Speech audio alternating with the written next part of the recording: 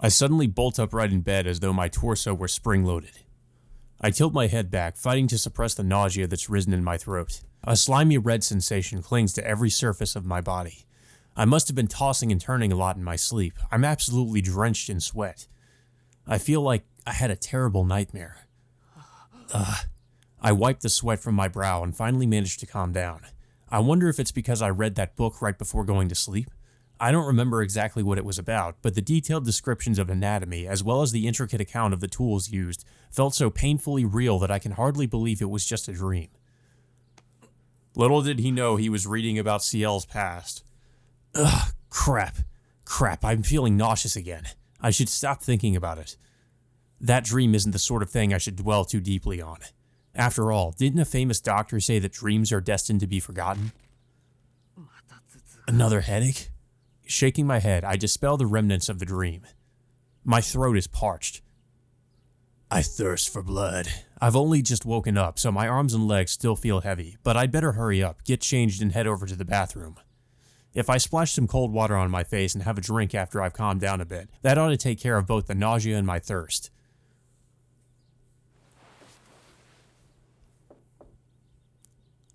While I'm changing out of my pajamas and into my uniform, I hear a subdued knock at the door. Good morning, Shiki-sama.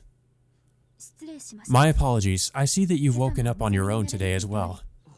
I haven't been up long, though. Thanks for coming to wake me up anyway, Hisui.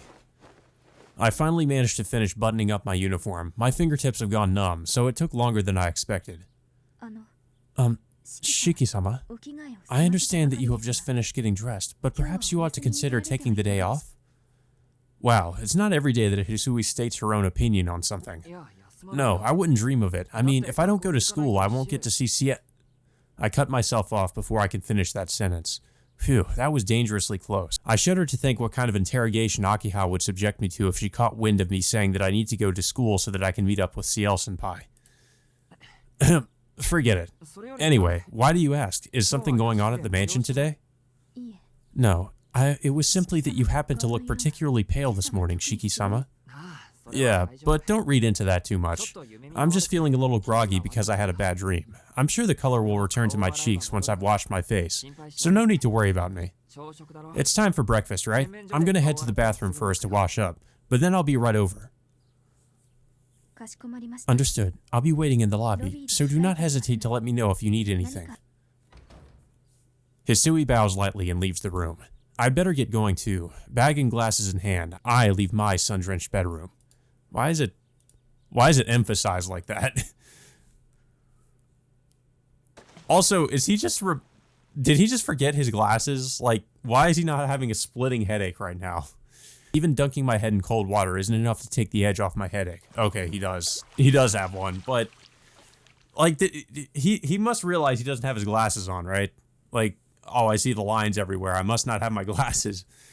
Well, at least I don't feel nauseous anymore. Satisfied, I raise my head and... Huh? I don't see my face reflected in the mirror. Uh-oh. After staring blankly at the wall for a full second, I realize it's because the bathroom mirror has disappeared. What? Either that or you're turning into a vampire. Yeah, seriously, what's going on? He should be a little bit more concerned about the fact that he's seeing the lines everywhere. I head downstairs to the lobby, where I find Hisui waiting for me. I take the opportunity to inform her of the issue I just encountered. Hisui, there's no mirror in the second floor bathroom. Why was it removed? My deepest apologies. It had to be disposed of on account of my carelessness. A new one is being prepared. It should be in place by the time you return, Shiki-sama. I thought she was about to say, like, what are you talking about, Shiki? We never removed the mirror. You've gone crazy. So that's what happened. I nod and head for the dining room. With my nausea gone, hunger wells up in its place. I'm looking forward to another of Kohaku-san's exquisite breakfasts.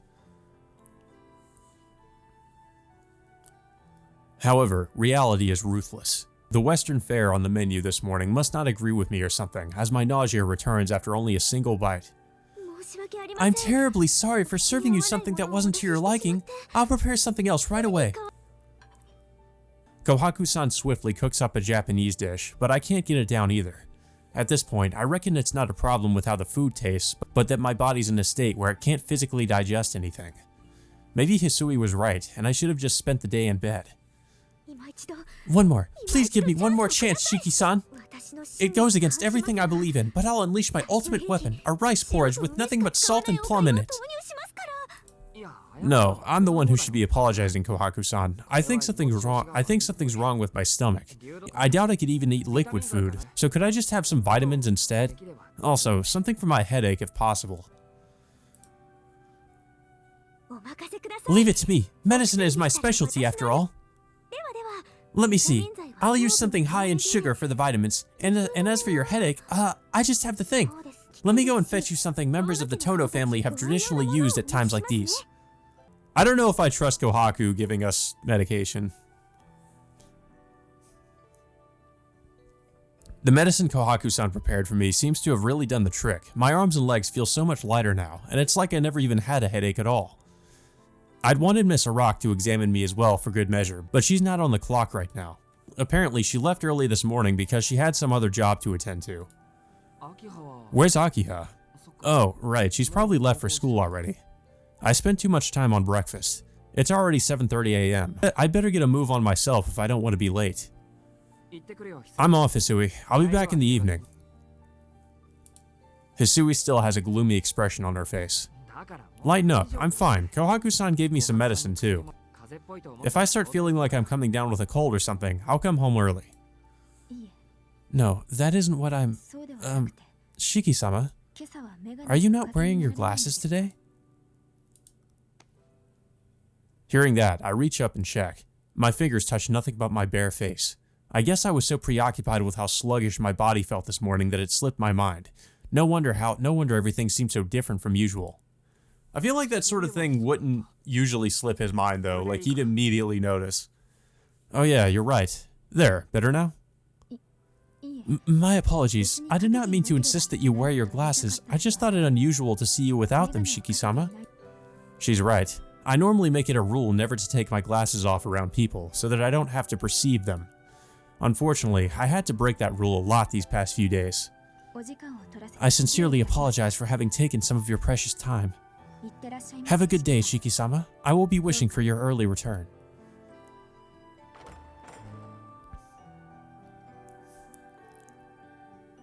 Hisui sees me off as I head out the front door. The sun is shining so brightly overhead that I have to squint as I stare up at the clear blue sky. Okay, here's to a new day. As I take a deep breath and fill my lungs with fresh air, both my nausea and my headache vanish completely. What a relief. Now I can head to school without that hanging over me. Desperate to see Senpai's face as soon as I possibly can, I set off from the Tono mansion at a brisk pace.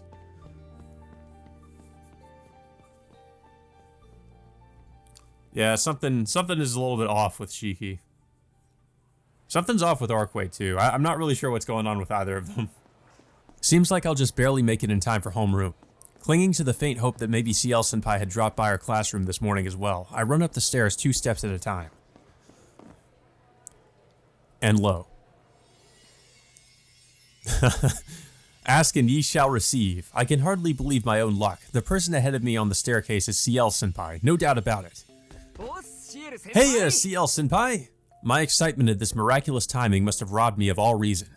She's wide open. I daringly slip my hands under each of her arms in an attempt to lift her off the floor and into my arms. Eek! What in the world? Gah! She must have eyes in the back of her head or something, because she nimbly evades my mad dash for her back. Meanwhile, my momentum sends me crashing headfirst into the wall, unable to lay so much as a finger on her. Oh no, it's a pervert. Oh, it was you, Tono-kun. That's a pretty uncharacteristic way for you to greet me. Was there some sort of meaning hidden in it? No, not really. I was just head over heels with joy after getting to see your face first thing in the morning. I answer her with impeccable composure as I straighten out my glasses. Actually, now that I've calmed down a bit, even I'm having a hard time believing I really did that. Sorry. It looks like my bold approach might have paid off though. Senpai's almost acting as if she's the one at fault here.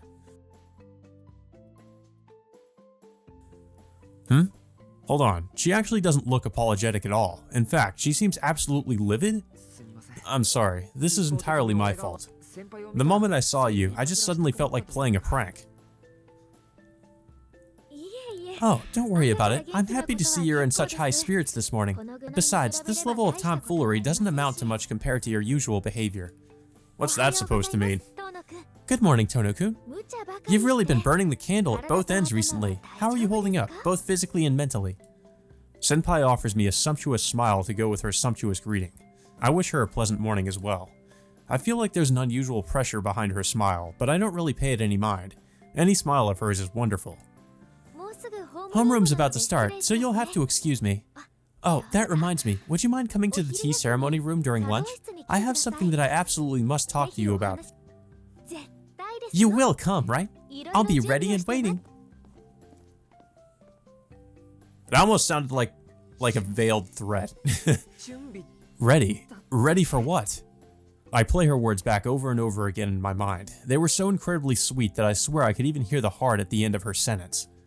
I have to say, this isn't like her at all. Is this her way of getting back at me for trying to tackle her earlier? Whatever, this is good. Very good. It was such a beautiful pickup line that I don't even consider that she may have an ulterior motive.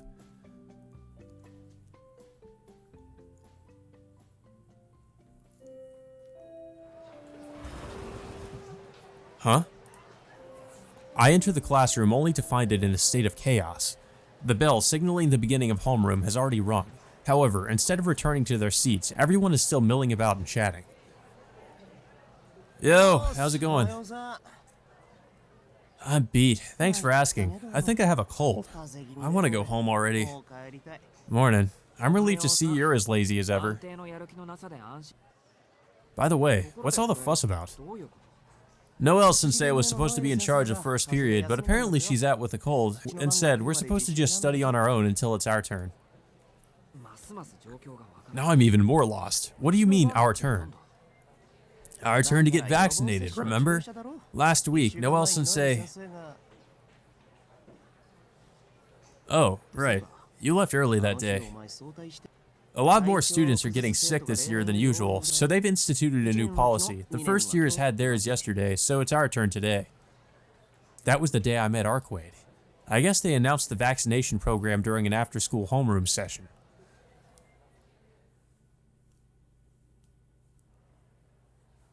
Our class's turn comes midway through second period.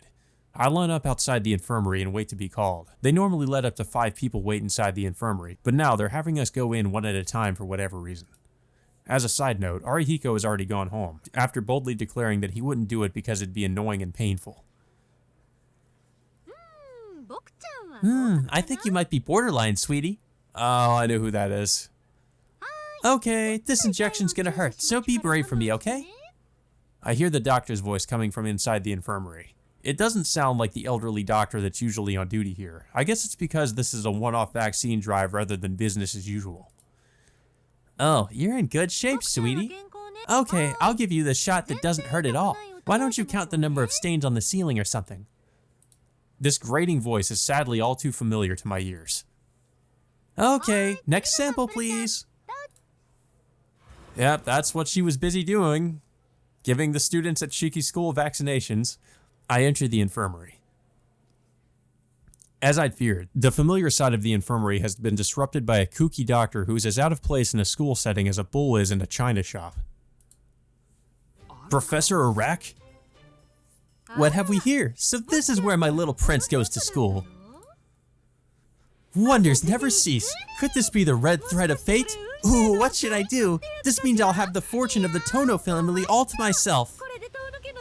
Ah, but if I just carelessly love dive you, then Matriarch Chan will kill me. Kya! That's no good. That's not delicious at all. I knew she wasn't at the Tono mansion today, but I'd have never imagined she'd be here instead. Wait, does this mean she's actually a real doctor? Just kidding. I already knew I'd find you here. This is actually my first time playing doctor at a school, you know? It feels kinda immoral. I just can't resist them when they're young and fresh. And besides, it's not like Matriarch-chan will find out about anything that happens here. I don't like the way that sounds. Now then, seat number 13, Tono Shiki-kun. Cease all resistance and be seated. If you try to run away, I'll put a bad mark on your school record. Can you even do that? Miss Arak keeps on babbling feverishly as she busies herself preparing to administer the injection. I don't want to give her the satisfaction of getting a rise out of me, so I'll silently take a seat and hold out my right arm. You're giving me the cold shoulder? Seriously? It hasn't been that long since I last saw you and you've already matured so much. Isn't it just thrilling how fast humans develop? Though it's a little sad to hurtle headlong through life, you know? Anyway, I wonder which one you'd prefer, Shiki-chan. This injection? That insertion? Perforation? Disintegration? Are there different types of vaccines? Of course there are. I believe my test subjects should have the right to choose, you know? Test subjects. This one here with the thin needle doesn't hurt and is highly effective. This one over here with the thick needle hurts like hell and isn't very effective. Which one would you prefer, Shiki-chan? Is there even a choice here? I feel weirdly nervous for some reason. The answer seems obvious, but I say it anyway. I feel like we want to take the one that's painless and effective. Why would we ever choose option 2? Okay, I'll be honest, guys, I have at some points been referring to a walkthrough for this one, but I'm just gonna go with 1 because that's the only one that makes any sense. But maybe it's one of those cases where choosing the one that makes sense is actually the wrong choice, but maybe I'm overthinking it, I don't know. The one that doesn't hurt and is effective, please. Aw, you're no fun, Shiki-chan. I'll do as you say, though. After all, I make it a point of pride that I respect my patient's decisions no matter what. Alrighty, you may feel a prick, but it won't hurt, okay? Professor Arak seems a little put out by my decision, but she still carries out her work with remarkable deftness. I wonder what would have happened if we had chosen the one that was painful and ineffective. Oh, I see that you're used to injections. Hey, I may be a doctor, but I also love to play nurse sometimes too, you know? I feel a tingle at the touch of a scalpel, but the feeling of a syringe penetrating deep inside is out of this world, don't you think? Maybe to you, because you're fucking crazy. Getting up without even saying a word? You're so cruel, Shiki-chan. Listen, there's somebody after me. We can catch up all you want next time. I do feel bad, but if I keep chatting with her, second period will end. I straighten my uniform and go to leave the infirmary.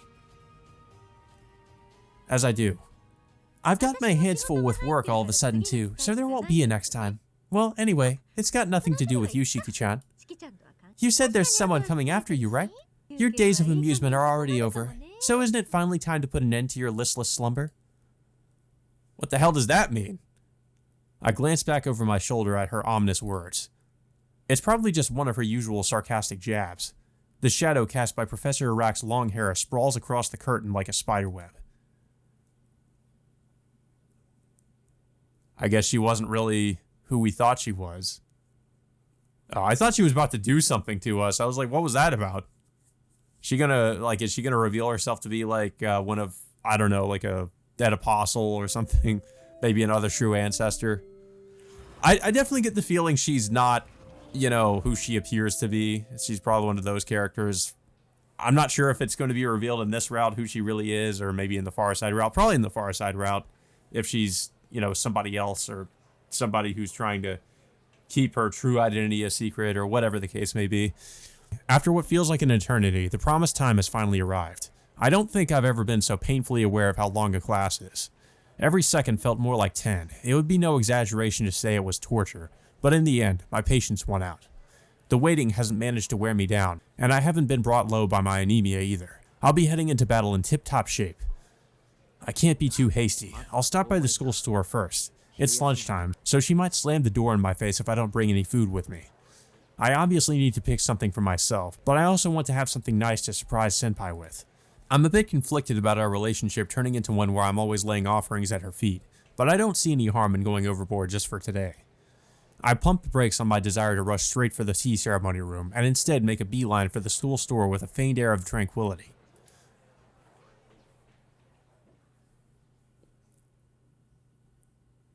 I knock on the door of the tea ceremony room. Senpai normally comes out to greet me, but I guess that's not the case today. Is that you, Tono-kun? Sorry, but I have my hands full right now. Feel free to come on in. She responds from within with a particularly lively voice. I have no idea what it is she's getting ready for, but I feel a brightness, a radiance that I've never felt before. I half expect the hallway to be flooded with the pure white light of heaven the instant I slide open the door. Alright, pardon the intrusion, senpai. I clear my throat and open the door. I step into the tea ceremony room, completely certain that this is going to be the greatest lunch break I've ever had. Wait. Click? It sounded like the door just locked itself. Did they install new automatic locks on the doors today? Tilting my head in confusion, I make my way into the room. Oh god! I forgot what the thing is called, but yeah, she has that giant gun. She just has it sitting there next to her casually. Welcome, Tono-kun. Please take a seat. I've just poured us some tea.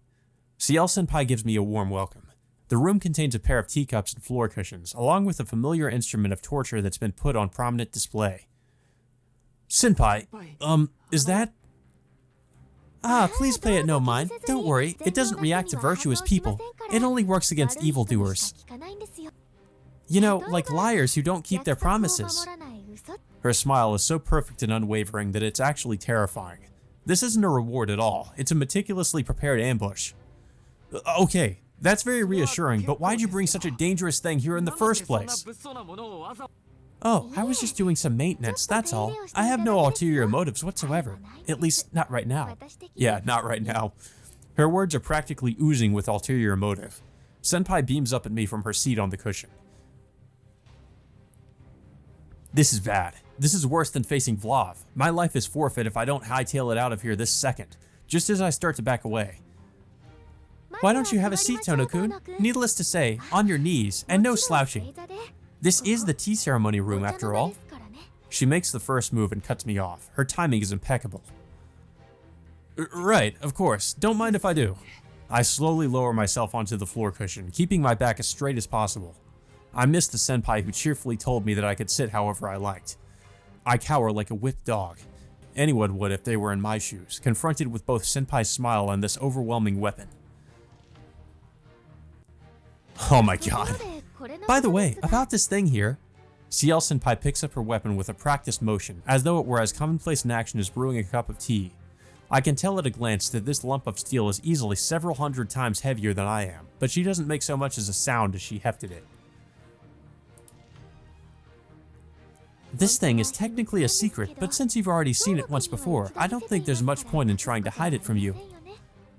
Created long ago, this weapon was originally a type of special tool, which I've since restored for use against vampires. What does it look like to you, Tono-kun? I bite down painfully hard on my tongue to stop myself from saying that it looks like an absolute nightmare. Instead, I just say that it looks like a large gun. Obviously, I also sprinkle in the adjective super cool. Indeed, of all the weapons I possess, this is the largest.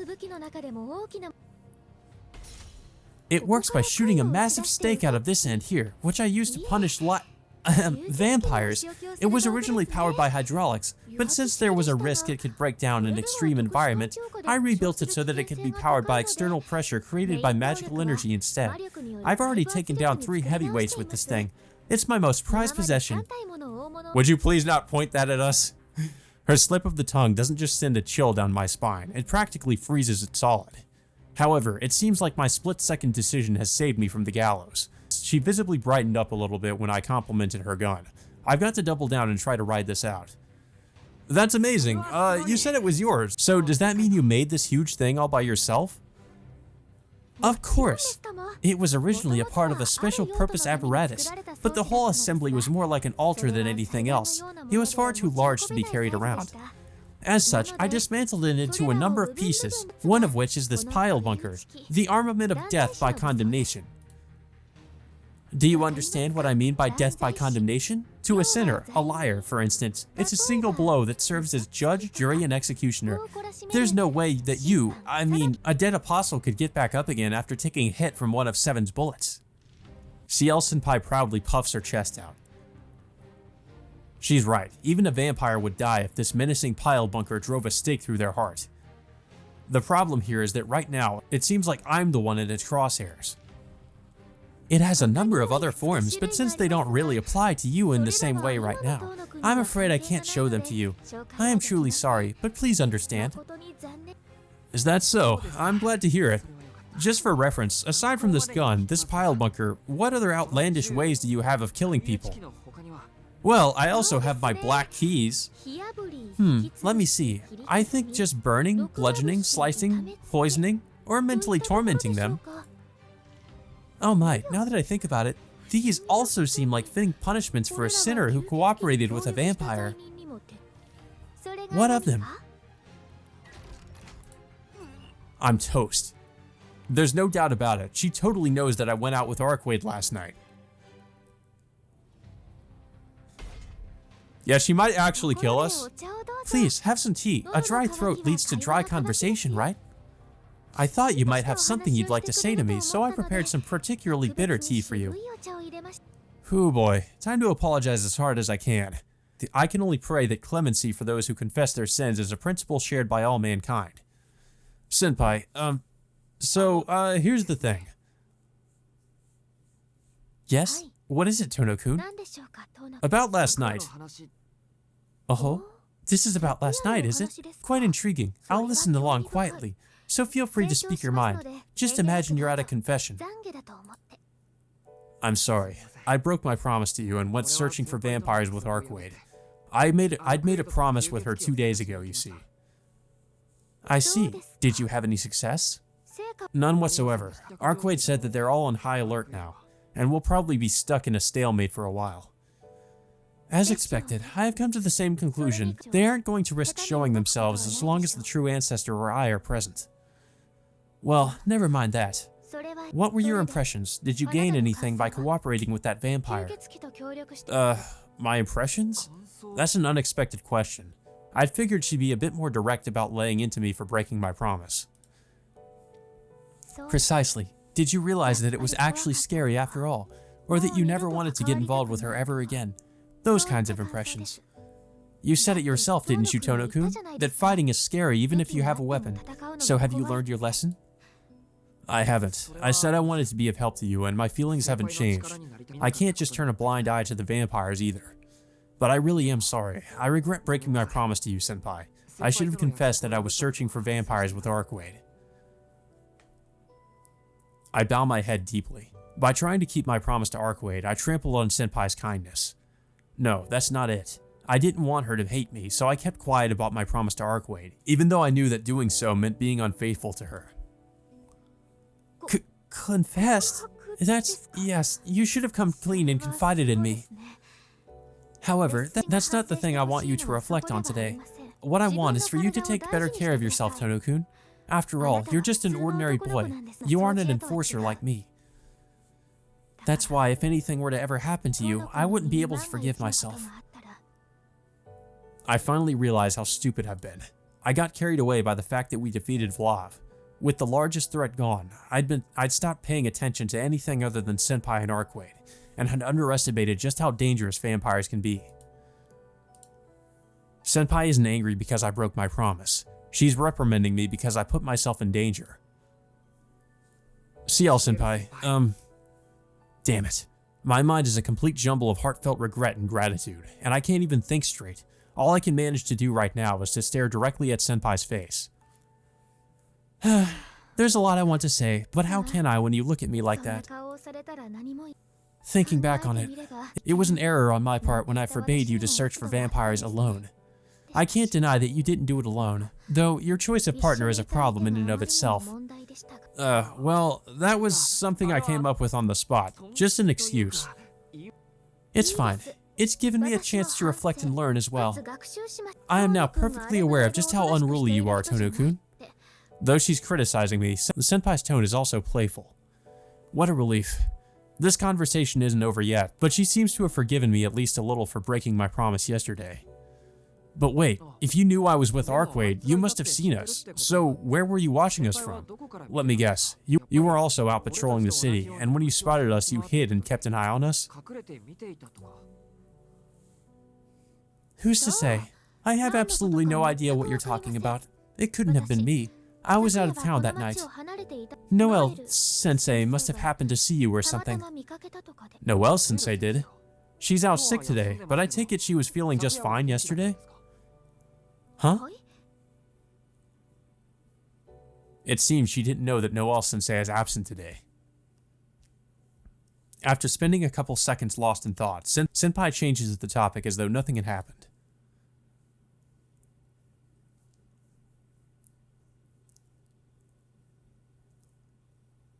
I'll be sure to conduct a thorough investigation into Noelle-sensei's truancy later.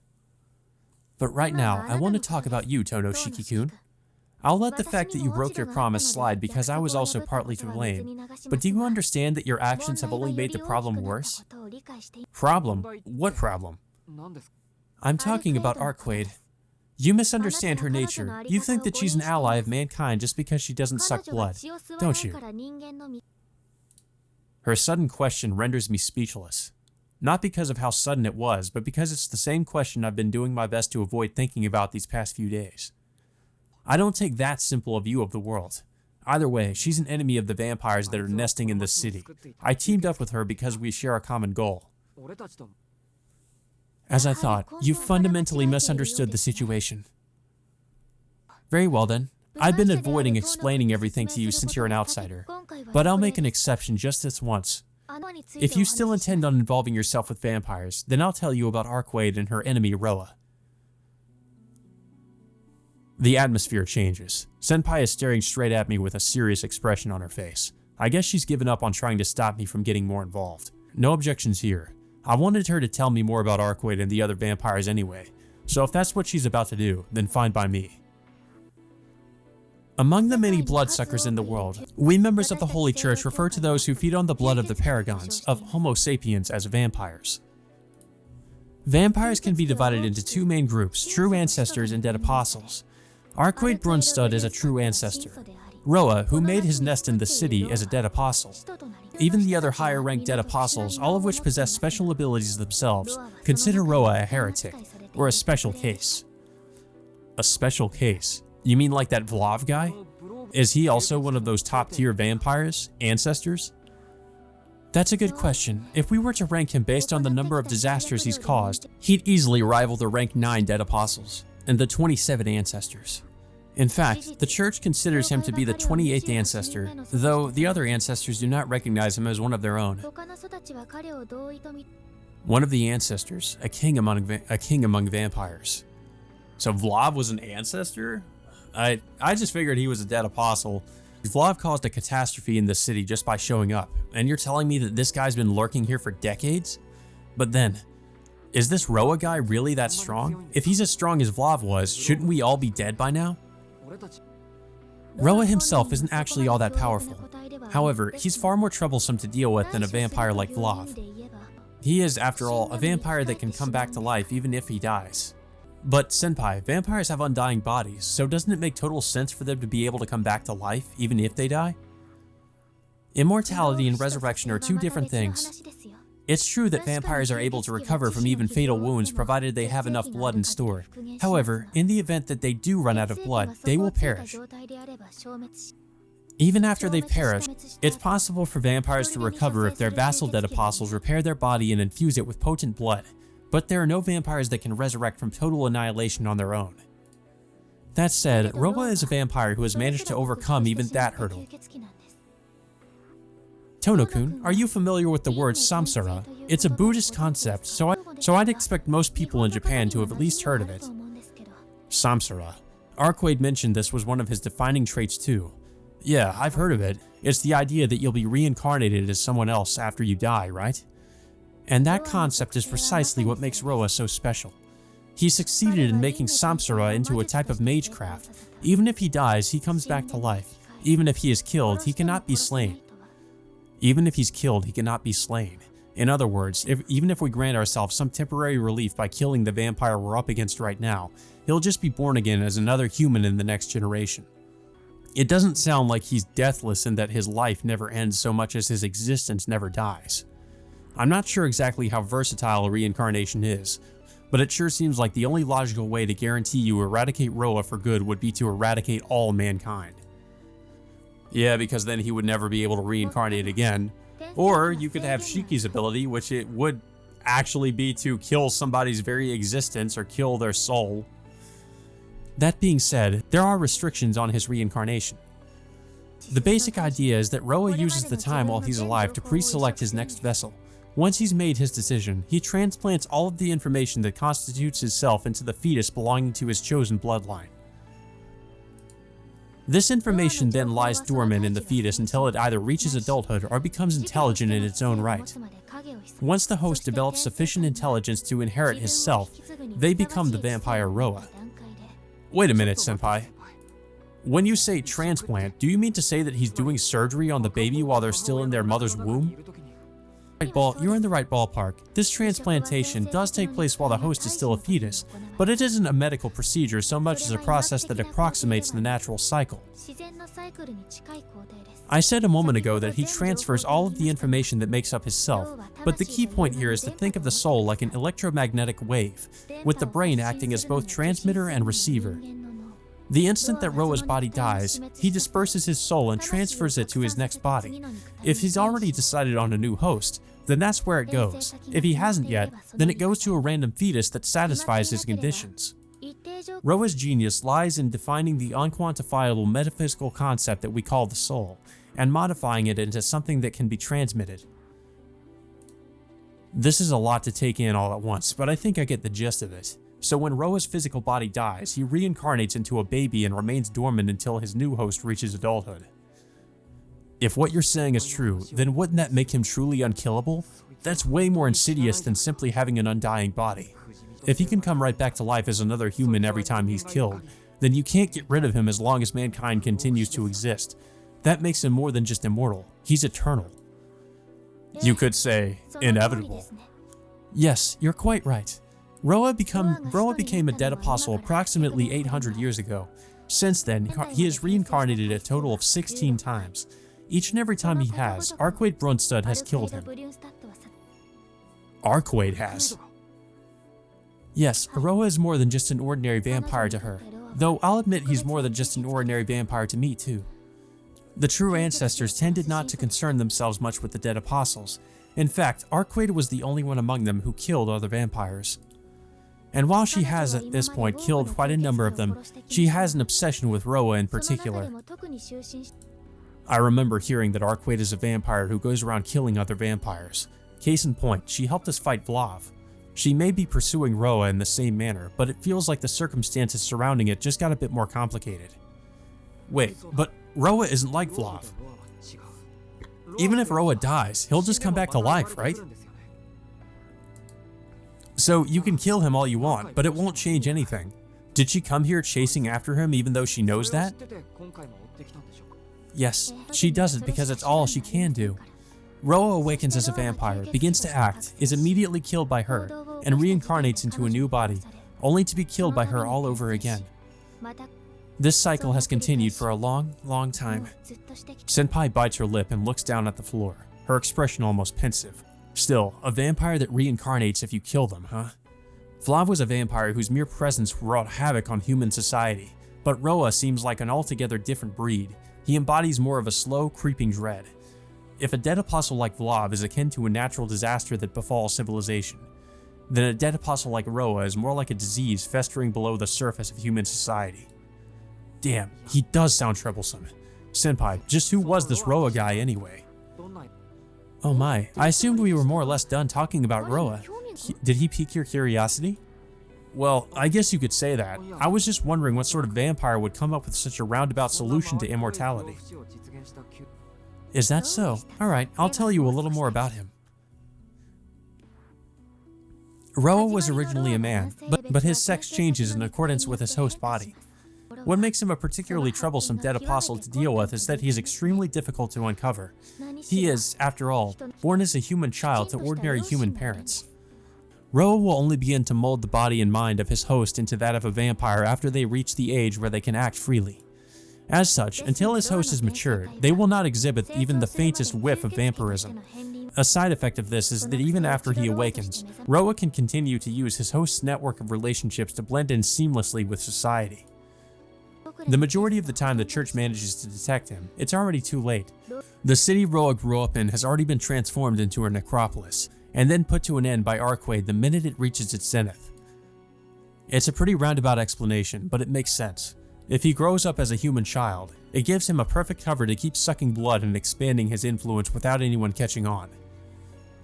I still have one thing I want to clear up though. When the host matures and awakens as Roa, what happens to the human part of them that had been in control up until that point? Does everyone just forget about that personality? Like it's something that was created only so that it could disappear? That part of them isn't forgotten. You see, the memories and personality the host body develops as it grows are the memories and personality of that generation's Roa. For instance, let's say that Roa reincarnates into Person A. Once Person A reaches adulthood, they become a vampire, but it would be wrong to say that when Roa awakens, his information replaces Person A. Person A is simply contaminated by the information we refer to as Roa. Think of it like waking up one day and finding that your interests and preferences have changed out of the blue. What you're describing is different to them developing a split personality, right? That's correct. Roa's soul imprints itself on the soul that was already present in the body. The two become one in body and mind. When Roa awakens, his host becomes a vampire, and thus evil. It doesn't matter how virtuous the host was up until that point. As a dead apostle, their very means of survival is now evil in the eyes of humanity. The host's body and personality are altered accordingly, and switch over to being the vast accumulation of information and values known as Roa. Hold on, so their body also becomes that of a vampire? Even though they were born as an ordinary human? Yes, you see, it isn't his personality that reincarnates, but his soul. Once it awakens, Roa's polluted soul gradually transforms the host body into that of a vampire, a monstrous body, one capable of utilizing the information he has gathered over generations. However, such a system is hardly foolproof. Reincarnation may be a perfect strategy for achieving immortality, but there are a lot of hurdles to starting life anew over and over again. To compensate, Roa narrows down his targets for reincarnation by implementing certain requirements. First, they must be the child of a wealthy family. If he's born into a family with high socioeconomic status, it makes it that much easier to turn all the citizens of that city into vampires. Another requirement is that the host's body should be powerful. This one isn't necessarily a deal breaker, but more of a nice to have. Even among humans, there are children who are born with special powers. I'm not referring to arcana that can be learned, such as magecraft, so much as supernatural abilities inherent to the body itself. Such people are generally labeled as psychics or changelings. Since these supernatural abilities are often hereditary, Roa occasionally chooses to reincarnate into those non-human bloodlines. Senpai dispassionately rattles off Roa's requirements. An affluent and influential family that consistently bears children endowed with special powers. For some reason, I don't like listening to her talk about this. It's not that it doesn't concern me, or that it isn't interesting. It's just, thinking about those so-called requirements makes me feel sick. I think that's enough talk about Roa for now.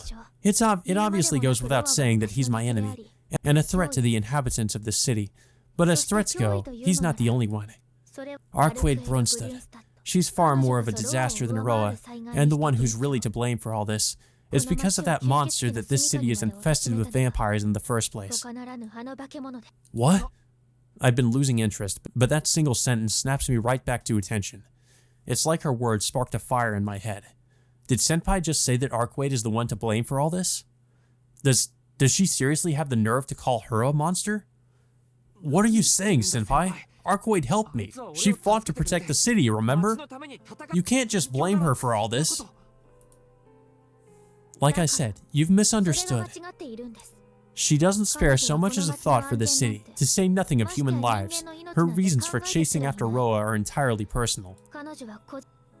Tono-kun, dead apostles were originally humans. There are two ways for a human to become a vampire. The first is to hone their wizardry to the point where they can transform their body into a perpetual motion machine. The second is to have their blood sucked by a being that was born a bloodsucker, by a true ancestor. Roa chose the latter. He became a dead apostle after his blood was sucked by a true ancestor. Even if the vampire known as Roa is nothing more than a victim of the transcendental beings known as the true ancestors. Senpai is staring right at me. She didn't even flinch when I almost jumped out of my chair. It's clear from the cold look in her eyes what she's about to say. Are you trying to suggest that Arquaid sucked Roa's blood?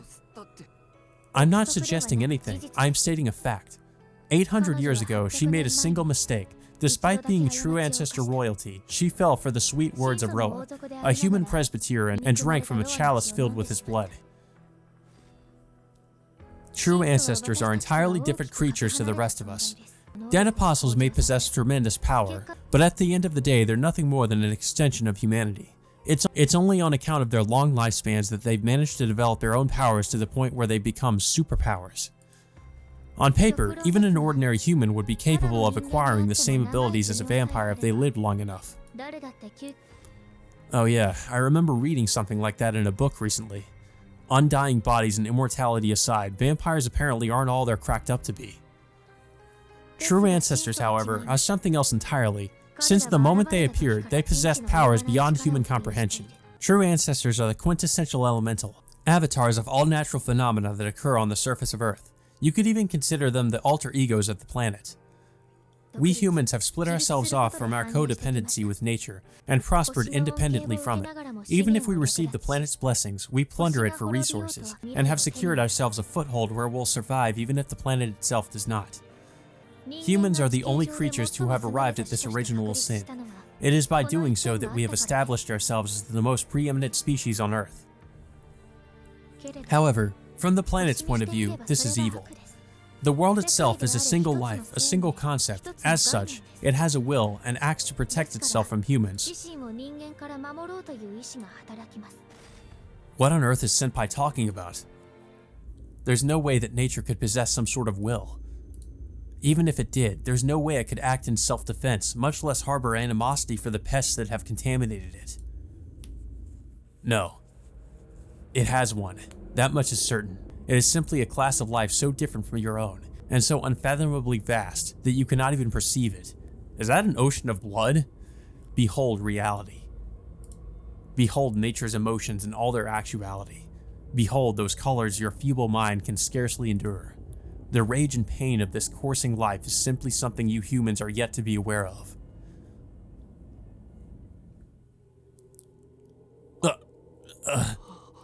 The momentary horror that assailed me has passed. I take solace in a worldview more in harmony with human perception. Does the planet harbor enmity toward the life forms that live on its surface? That's impossible. Or is it? Perhaps we are simply incapable of sensing it. Nature, the world, has a will. It is precisely because it does that it continues to keep us alive and protect us from harm. The problem isn't that we can't sense it. It's that nature has endorsed humanity's view of what constitutes beauty. The planet, and all the natural phenomena that constitute it, has brought forth independent beings to embody its touch.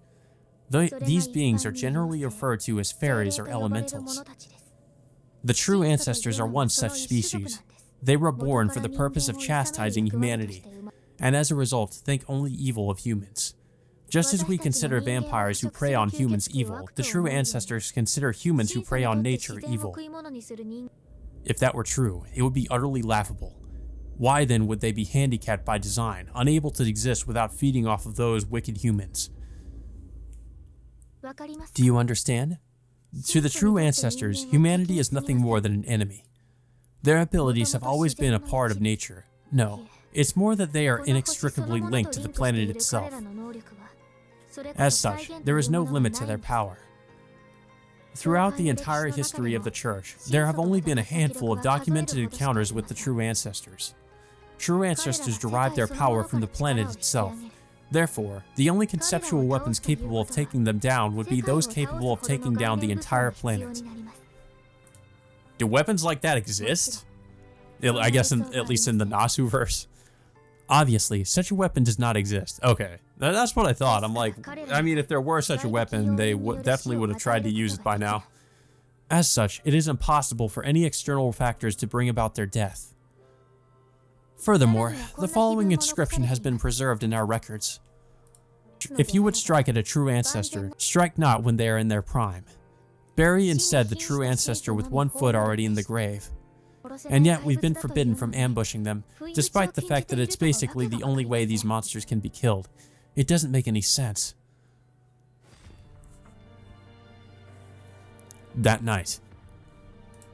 That's what she said in the hotel room. And if she and I had met at night, instead of during the day. Even my eyes wouldn't have been able to see her death. In other words, it would have been absolutely impossible for her to die. She's the polar opposite of the man who sought reincarnation because death was his fate. Do you understand now, Tono-kun? Arquade Brunstad is hunting Roa so that she can retrieve the power that she once bestowed upon him. Never mistake it for her trying to help us humans. I don't know why she's weak right now, but if she recovers her power, she won't be needing your help any longer. When that happens, do you really think that she'll just let you walk away? Senpai is truly serious about this. She's truly concerned for my life. She truly despises Arquade and sees her as a blood-sucking monster. Sorry, Senpai, but I can't do the same. Even though I'm a psychopath, she accepted me for who I am with a smile on her face, just as you did. She'd let me go, no doubt about it. I mean, it's not like she has a reason to do anything weird to me. She is a vampire, but unlike the dead apostle, she isn't a bloodsucker that needs blood to survive. Listen closely, Tono-kun. If the true ancestors had never sucked human blood, then the dead apostles would never have come into being in the first place. Despite not needing to suck human blood to survive, they still do it just because they want to, because of their vampiric urges, and in doing so, transform people into inhuman monsters. I cannot allow an ordinary person like you to walk side by side with such a thing. With that, Senpai's lecture is over. I can't help but feel like the person in front of me right now is a total stranger. It must be due to the recurring headaches I've been having today or something. It ended up taking longer than I expected, but that's all I wanted to say. Do you finally understand how dangerous she is now? Yeah, in theory, I guess. Thank goodness. In that case, please stay away from her from now on. Obviously, don't even think about cooperating with her either. I just can't bring myself to agree with her. I mean, Senpai doesn't know anything about Arquade. She's only saying all this because she has no idea that Arquade's actually a good person. Tono-kun? I refuse. I won't break my promise with Arquade. Arquade is a good person, you know. She would never try to kill me or... I told you, didn't I? Arquade herself is dangerous. Enough already. Open your eyes. She isn't human. She might suck your blood on a whim at any time. She's even more of a monster than the dead apostles. Can't you see that? Ugh. I get it. I get that Senpai really is worried for my sake. Even so, I can't let that insult slide. Stop it, Senpai. Don't say something like that about someone you've never even spoken to. That's true, but even so... She's a vampire. Please think about what that means. I'm telling you, you're wrong. Listen, Senpai, Arquade doesn't suck blood. She told me she doesn't, and I believe her. I don't know about the other true ancestors, but Arquade is different. At the very least, she definitely doesn't... What exactly?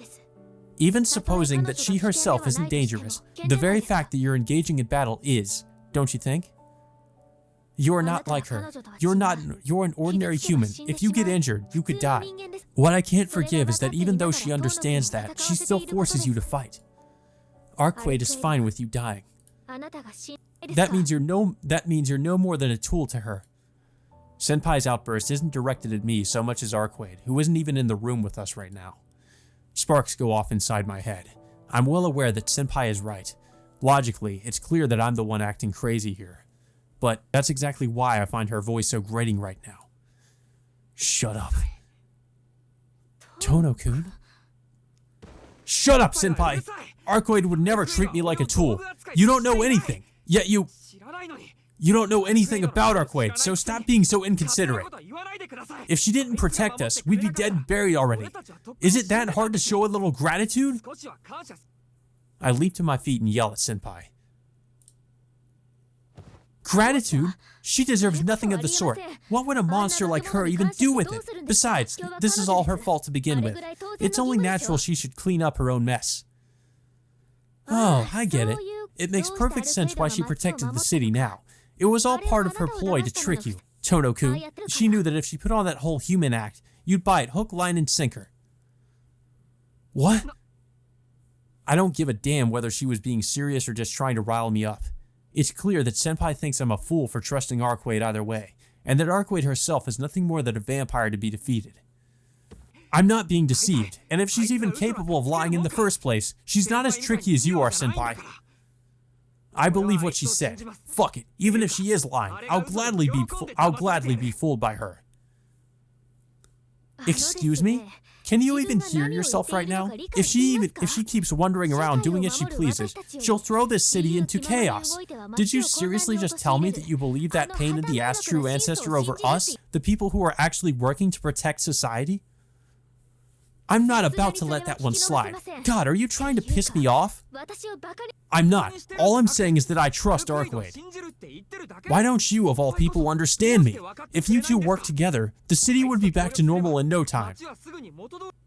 You'd have to kill me before I'd cooperate with her. I'd rather sleep under the weight of the moon than stoop to that. Huh, that metaphor feels a little familiar for some reason. Oh, so that's how it is, huh? You'd rather die, would you? Then let me give it to you straight. If you're going to treat Arcwade like an enemy, then you're not the senpai I thought I knew at all. You suck. Even Vlov doesn't suck as much as you. Damn. Oh, really? What a coincidence. I think you suck too. If you're that desperate to be fooled and used by Arcwade, then please, by all means, go right ahead. I'd have to be an idiot to worry about someone like that. That's right, mind your own business. Arcwade's more reliable than you, stronger than you, and doesn't take issue with every little thing I do. Man, I'm going to be patrolling the city with a spring in my step starting today. Enough already. Get out. We're through, Tono-kun. Yeah, this is a real weight off my chest, too. You're unreliable, you're weak, and I'm constantly having to step in to bail you out of trouble. I'm never going to talk to you, check in on you, or help you ever again. I hope we're clear. Thank God for that. I can finally do what I want. I'll start by seeing myself out. Well, this is very different. Yeah, this never happened in the original. They didn't have this, like, big argument. I know, I think if I remember correctly, I think after... They did have a similar conversation in the original, but it happened in a different place, and it was, like, somewhat different. But I think it was after that conversation she technically, like, disappeared. So I think that might be what happens here. It's just that she's going to disappear after they have this big argument. I angrily shout back at Senpai and storm out of the tea ceremony room. Still fuming, I square my shoulders and march down the hall back to my classroom. Damn it, she's always patronizing me. She's so damn stubborn. All she did was hate on Arcwade. She didn't even listen to what I have to say at all. No, it wasn't that she didn't listen to what I had to say. She listened to me patiently. I just flew off the handle when she started talking about Arcwade. But that doesn't change the fact that she's as stubborn as a mule. I swear I'll never apologize to her. Feeling my anger start to die down, I forcibly stoke its flames again as I rush down the corridor. If I stopped running, I'd probably end up going back to the tea ceremony room and apologizing. My actions aside, Arcwade did nothing wrong. That's why, no matter how much it may weigh on my heart, I can't return to the tea ceremony room. I can't say I expected this to happen, to be honest. This is a pretty interesting change. Oh my, lunch break's about to end, and you've got an awfully gloomy look on your face. Oh, and you've got a bag from the school store too. I see what's going on here. All the good stuff was sold out, huh? This guy ditched school earlier because he didn't want to get vaccinated, and now here he is again, acting like it never happened. Now that he mentions it, I am still holding the lunch I'd planned on eating with Senpai. There's only 10 minutes left before our next class. I'm not really in any condition to eat, physically or emotionally. Arihiko, you hungry? Well, I'm not completely full. What, you giving me some? Yeah, help yourself. I don't think I can stomach it right now. I hand the bag over to Arihiko. Who am I to look a gift horse in the mouth? Damn, there's a lot of curry buns here. Wait, it's all curry buns. It's some milk. You've got some strange taste, Tono. Arihiko wastes no time getting stuck into the curry buns. 5th period is starting soon, but at this pace he'll manage to polish them all off before it does.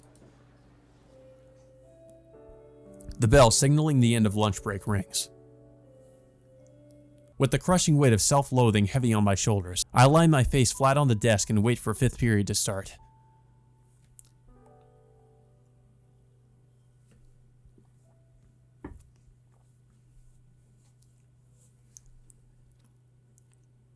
Classes are over for the day, but I'm still in a bit of a somber mood. I'm the only one left in the classroom. After-school club activities have been suspended because of the serial killings.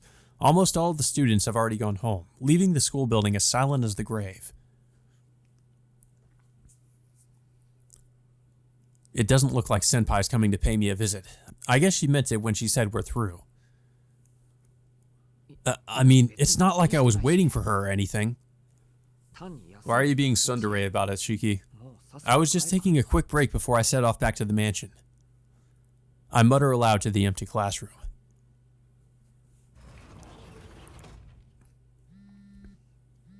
A text? As I leave the classroom to head home, I hear my phone vibrate. I reach into my bag and pull it out. Surprisingly, the text seems to be from Noelle-sensei. How does she have our number? Its contents are brief. You free? I've got something I want to show you, so can you come over? Yeah, that's not suspicious. Oh, and no telling Ciel-san, okay? Definitely not suspicious. An address and a map are attached to the message. Surely, not a red flag at all. No, it's totally okay. I'm sure it's fine.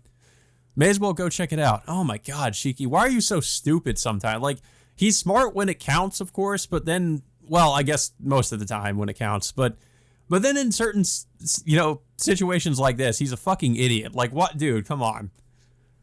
My teacher who never texts me ever sent me this message attached with a map or a location attached to it. I'm sure nothing bad is going to happen if I just go over there. I don't know what she wants, but this could be a good way to take my mind off things. If I went straight back to the mansion, I'd just end up wallowing and get even more depressed. See, if Shiki were smart about this, he'd be like, well, maybe I should at least get up with Arcade before I head over to this place that might potentially be really dangerous. I mean, he just gave Ciel, he basically just told Ciel to fuck off, so Arcade is his only ally right now, so I mean, he might as well do that. It would be interesting if there were a choice for him to do that before he just heads over here, not knowing whether or not this is going to be some kind of trap. There's an abandoned factory on the outskirts of town. It closed down a few years ago because the company that owned it went bankrupt. I'm looking for what used to be the administrative building. Her text said she'd meet me on the 4th floor. I guess this must be it? I'm standing in front of a fire escape. Yeah, let's meet her at an abandoned building. Surely nothing will go wrong.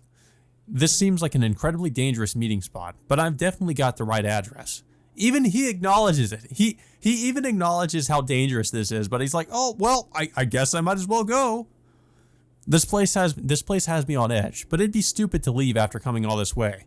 It would be stupid to come here just like unprepared for anything bad to happen either. You're not even really sure if it is Noelle-sensei. It could just be someone who got her phone and texted you. I'll have a quick peek upstairs. If Noelle-sensei isn't there, I'll just turn around to go home.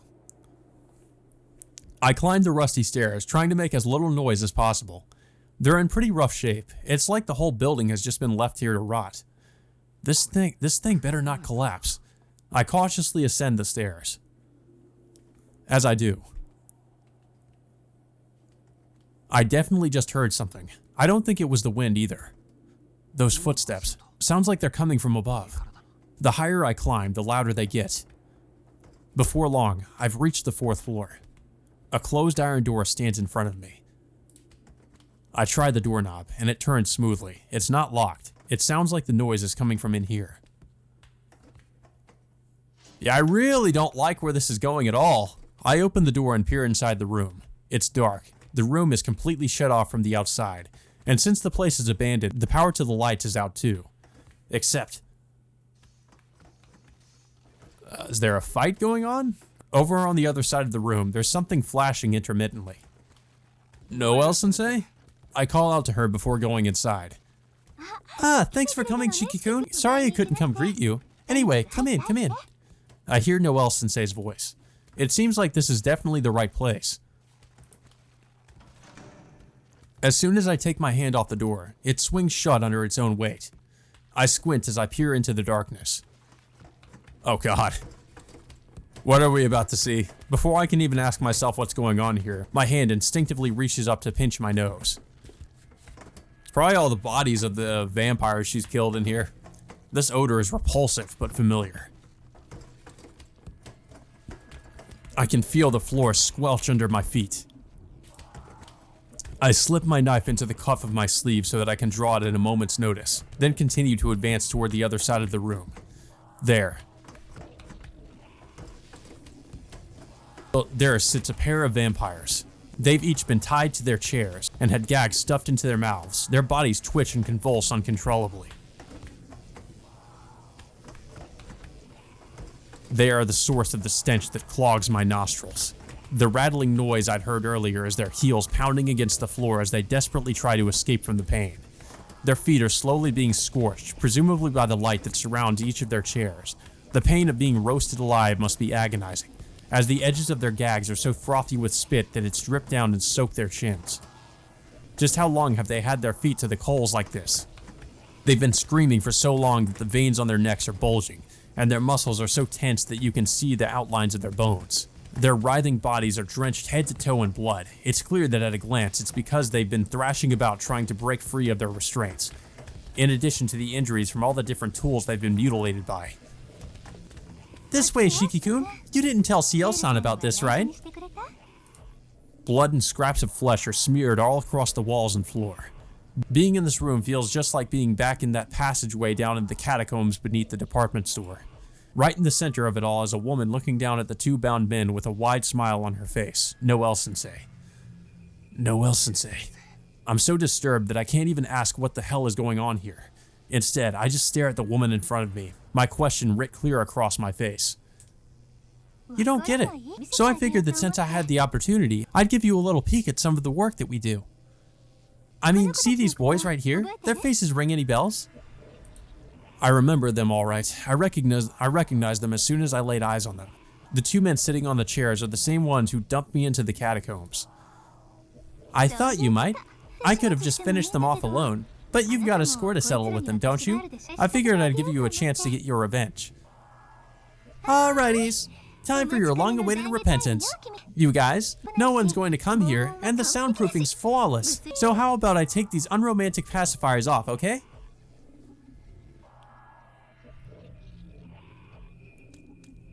She ungags one of the vampires.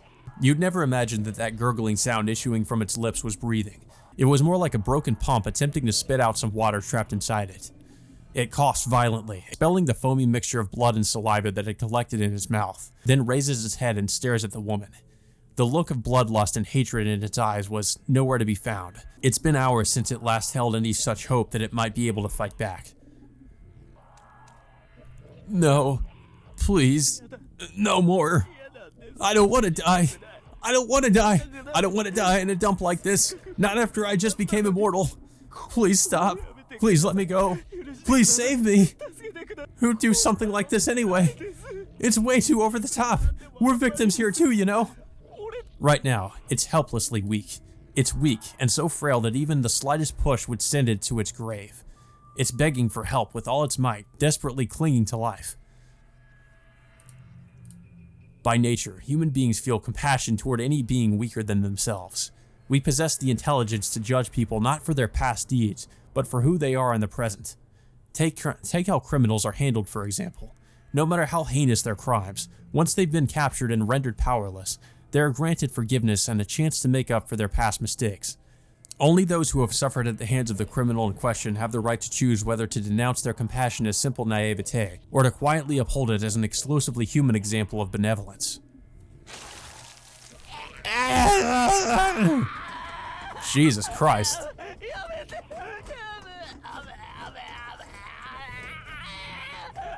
Wow.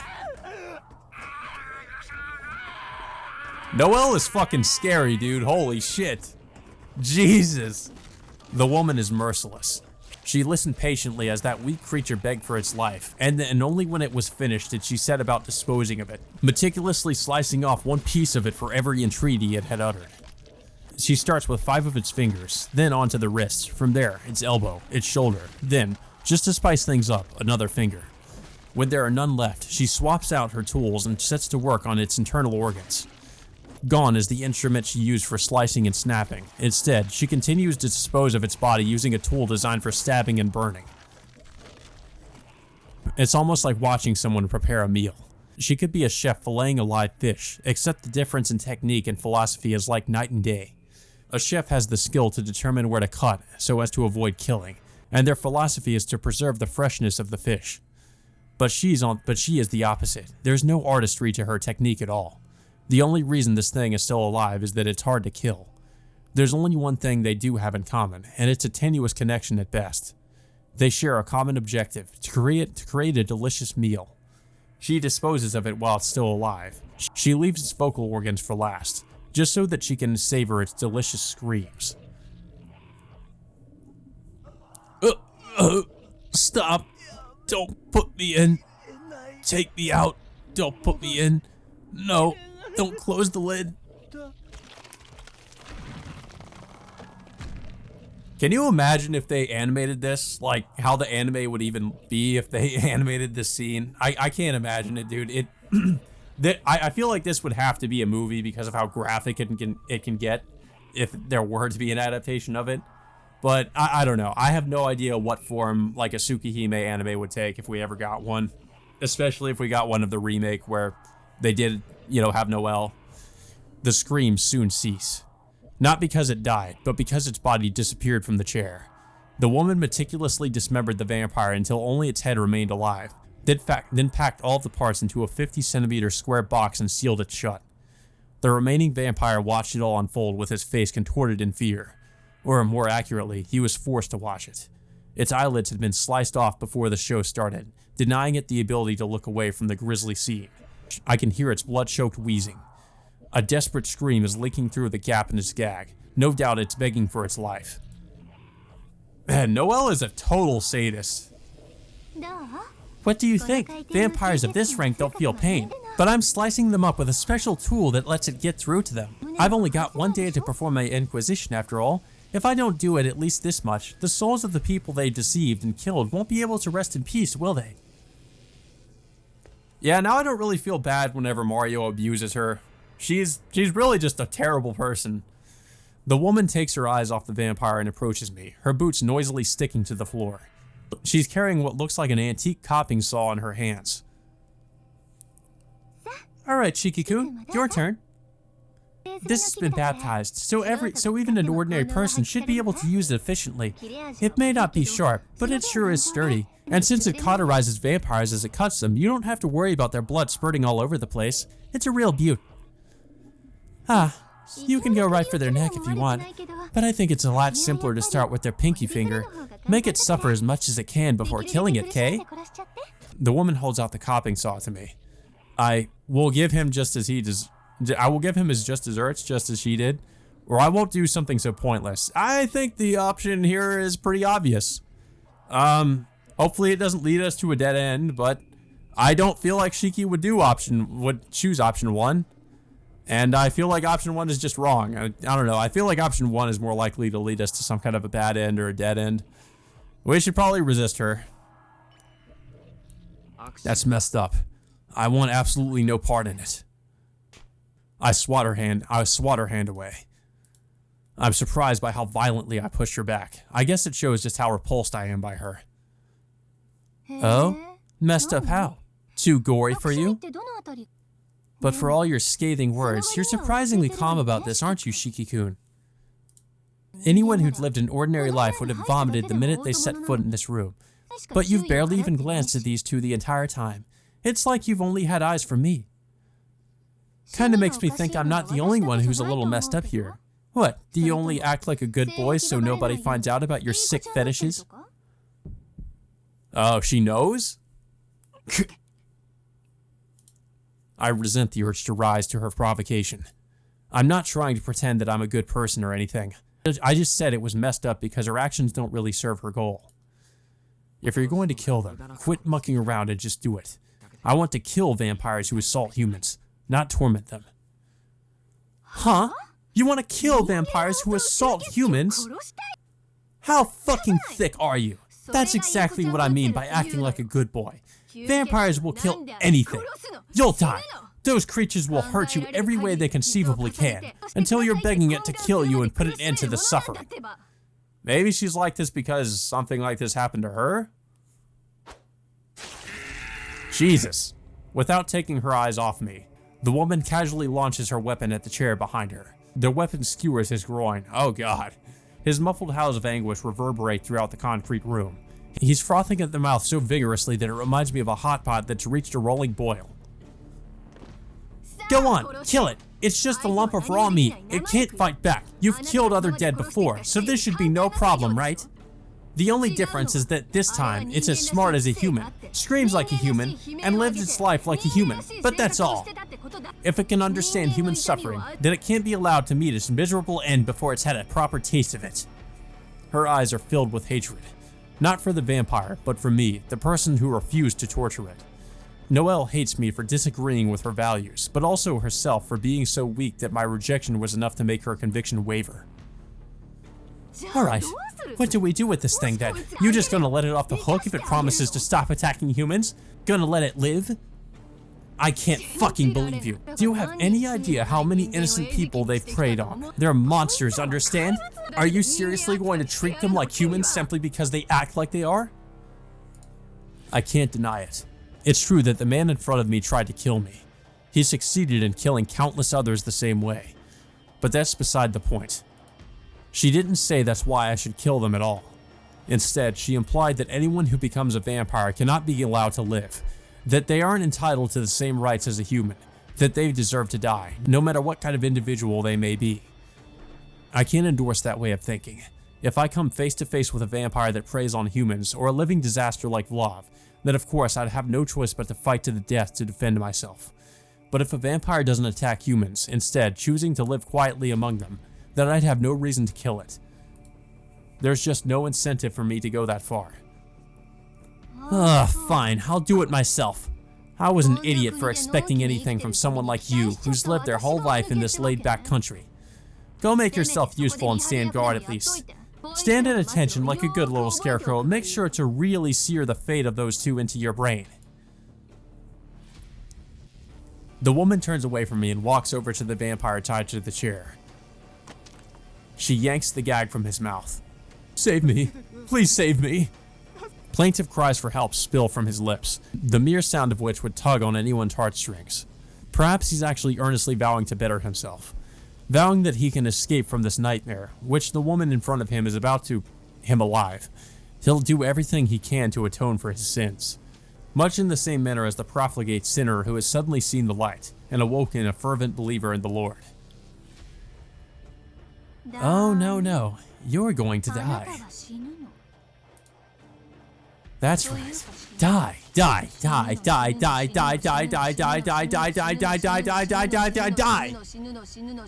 Oh my god.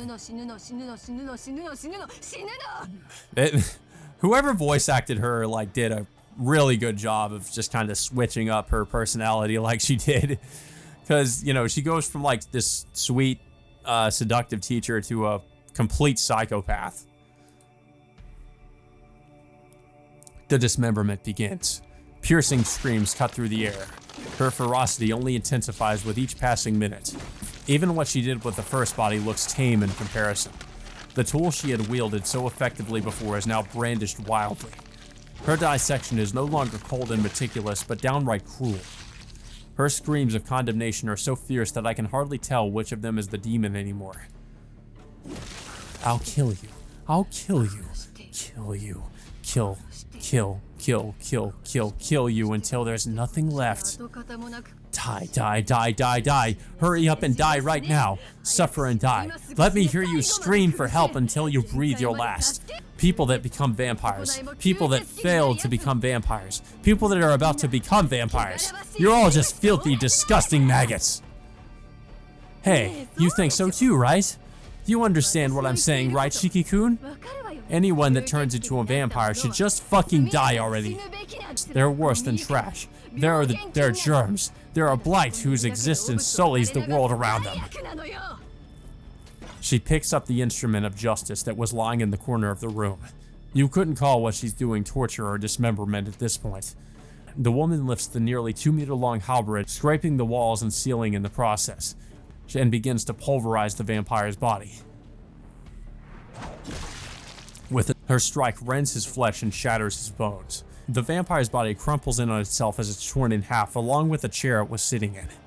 Her crushing blow was so violent that the chains binding his arms to the chair have come loose, and the blades driven into the floor have been blown away. Its restraints gone, the upper half of the vampire begins to frantically crawl across the floor. Just look at it now. It's like a cockroach. I've mangled it this badly and it still won't die. It's disgusting, disgusting, disgusting, disgusting. A thing like this doesn't even deserve to live.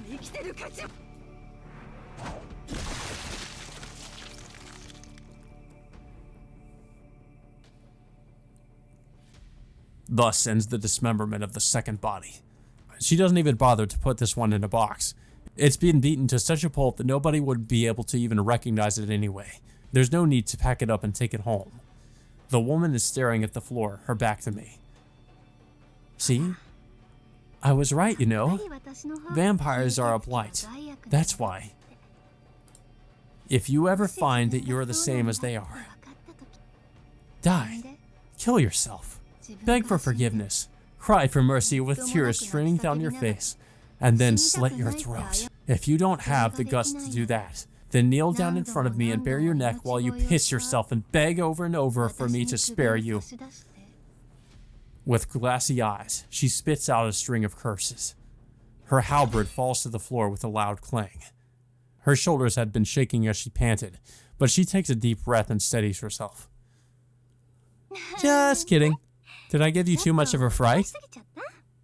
Oh, Shiki-kun, you're always so hopelessly oblivious to danger.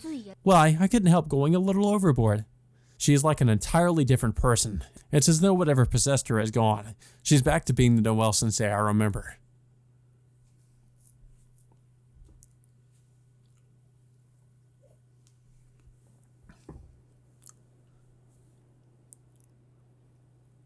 I leave the building and climb down the stairs to a sunlit alley. Noelle sensei suggested that we not speak of what happened in that room. I figured I'd teach you what it's really like to fight a dead apostle. After all, you seemed to bristle when Ciel sensei said you couldn't help us back in the infirmary. That's when it clicked. I realized that you're just like me. We both want to protect this city from vampires. As such, we should be aware of what we each believe in, right? Protecting the city from vampires. That should be our top priority. I'm not going to argue there.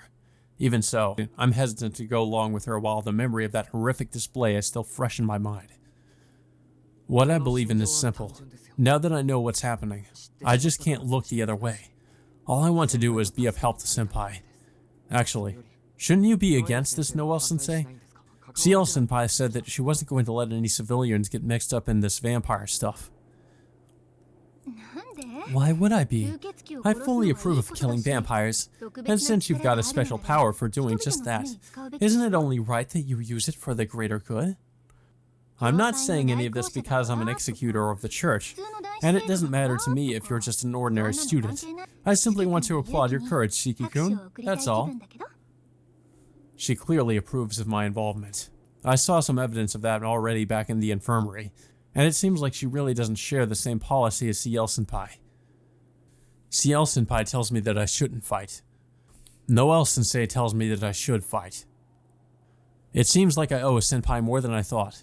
When presented with both their conflicting perspectives, it really drives home just how differently they think about things. One of them wants to do what's right as a human being, while the other is more concerned with my safety. One is also a psychotic sadist. Still, I just don't know what to do about Ciel-san. The best course of action here is to bring the situation under control as quickly as possible, but instead she's not only forbade you from helping out, but has picked this low-priority investigation as well. I wonder if she's lost her touch. Well, just part of her act, I guess. I mean, no way that cold-hearted monster would change over the course of only a couple of days. Cold-hearted? Are we talking about the same Ciel senpai? Both what she said and the way she said it have caught my attention. It's only a hunch, but I feel like the words Noelle sensei just muttered hold some hint about her own true nature. See, you don't even get it. I bet you think she's some goody two-shoes who treats everyone kindly, don't you? God, what a bunch of crap. She's just an enforcer. Not a single human emotion in her whole body. Listen, Shiki-kun, every single one of her smiles is faked. She only does it because it makes her job easier, and you just let yourself be taken in by it. It's common practice for executors like us to work in pairs, but success rates on hunts are still low. Most of the time, at least one and sometimes both of them end up dead. That's just the world we live in. If any executor managed to keep at it for over a decade, they'd be treated like some freakish anomaly. People would start speculating that they're sick in the head, or that they already turned into a vampire ages ago and are just hiding it. There'd be all sorts of nasty gossip. Despite her incredibly hostile work environment, she has killed countless vampires. However terrifying a dead apostle may be, she always emerges alive. However cunning a dead apostle may be, she always uncovers its identity. She literally has a 100% success rate. At this point, it's nothing short of a miracle. In fact, if she wasn't shunned the way she is, she'd have been canonized as a saint already. Well, there's a pretty simple reason she's been able to pull it off, but I'll get to that later. The name Executor Ciel is widely known among dead apostles too. She's an elite vampire hunter who became an executor at the age of 13. After she did, she continued single-mindedly killing dead apostles until she eventually was scouted by none other than the burial agency. She's a machine whose purpose in life is to kill vampires. You saw it too, didn't you? During the fight against Vlad, there was the silhouette of two monsters in the mist. I want to refute what she just said, but I also don't want to interrupt the conversation. Also, it's weird, but when Noelle-sensei describes Senpai as a monster, it doesn't sound like she's looking down on her at all. On the contrary, it's like her voice is filled with respect. Oh, by the way, the burial agency is, I guess you could think of it as this, mobile arsenal. They're a part of the church that has complete autonomy. They don't have any real authority, but in exchange, they aren't really under anyone else's jurisdiction. Kind of like a paramilitary force comprised of only a handful of people. The burial agency is composed of the agency director, who coordinates with the other sacrament assemblies, and 7 executors supervised by the agency director. There's actually another executor held in reserve, so in total they have 8 combat-ready members, but only 7 of them have actually been granted the right to act independently by the Archbishop. It was deemed too dangerous to add any more members beyond that. Assembled under the leadership of Agency Director Nabarek, each and every one is a failed would-be saint who can rival an entire sacrament assembly on their own. Cardinal Noé Senator Grand Fatima, Presbyter Andrei Gadovic, Sister Chiara Kishoin, Exorcist Mr. Dawn. Mr. Dawn? I can't pronounce half of those names, dude, like what? And then you have these weird names and then Mr. Dawn. I want to know who Mr. Dawn is. Who is that? Hopefully it's actually an important character in the story. That'd be hilarious. Mr. Dawn, we meet again. I don't know who number 5 is, but number 6 is Executor Argelayan. I probably butchered all of those names. And finally, the girl we both know so well, 7th, bearing the title of Beau, is Executor Ciel. She's a killer, you know. She killed so many that the body count doesn't even compare. It didn't matter to her whether her opponents were women or children, she killed them mercilessly all the same. Ever since she became an executor, I don't think a single day has gone by where she hasn't gone vampire hunting. It doesn't matter if she takes a day, a month, or a year, she methodically goes about her job without any qualms or complaints. From what I heard, the longest she ever spent on a mission was an entire year. She spent the whole time hiding in the sewers of a city, all to take down just a single dead apostle. That dead apostle had an ability that let it monitor the whole city, and was constantly on the lookout for outsiders or any unusual activity. That's why she chose to infiltrate the city through a culvert and hide herself in the sewers. Those pipes may have been like blood vessels to the dead apostle, but their senses didn't extend to the filth that had drifted through those veins.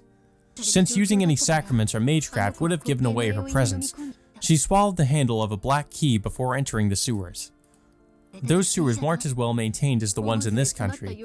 They were European sewers, choked with filth. She immersed herself in that sewage and waited for her chance to strike, only her face poking above the surface so that she could breathe, for an entire year.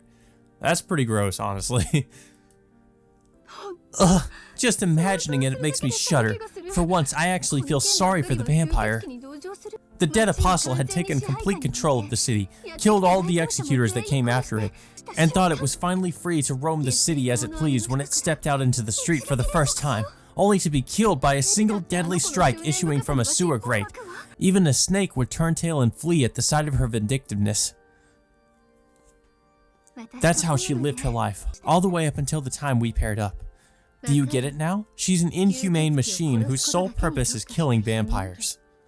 That's who Ciel really is. You'll be better off not thinking of her as a normal human being like you or me. Well, I mean, you consider yourself to be a normal human being after what we just witnessed? I had assumed that Senpai had lived an eventful life, but this is more than I could have imagined. It makes total sense that Arcade would hate Senpai. It's equally clear why Senpai would view Arcade as an enemy. Still, despite what I've just heard, I can't see her as someone whose only purpose in life is killing vampires. I hear what you're saying about Senpai, but what about you, Noelle-sensei? Yeah, that's what I've been wondering. How about you? If anything, you're about as messed up as she is, you know? Especially given what we've just seen. If you're also an executor, doesn't that make you the same as her? Me? Give me a break. I'm nothing like that thing. I'm as normal as it gets. I can't deceive everyone around me like she can. I can't even maintain a good work-life balance. Plus, you know, I'm not really cut out to be an executor. After 3 years at the monastery, I was barely even competent. Still, I'm no idiot. So I sucked up to one of the presbyteries, and after 2 long years, they made me an executor. After that, I'd say it was another 2 years or so before I met her. She only just joined the burial agency, so she didn't have a partner yet, and I was in the market for a partner I knew I could rely on.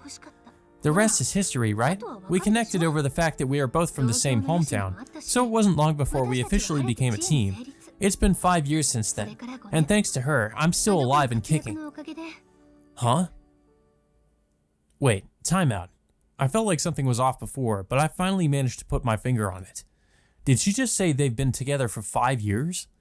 Wait, back up a second. You've been on a team with Senpai for 5 years? I believe that's what I said, yes? We've been master and student for the past 5 years. But if that's true, or rather, that means you're wondering why her age doesn't add up, right?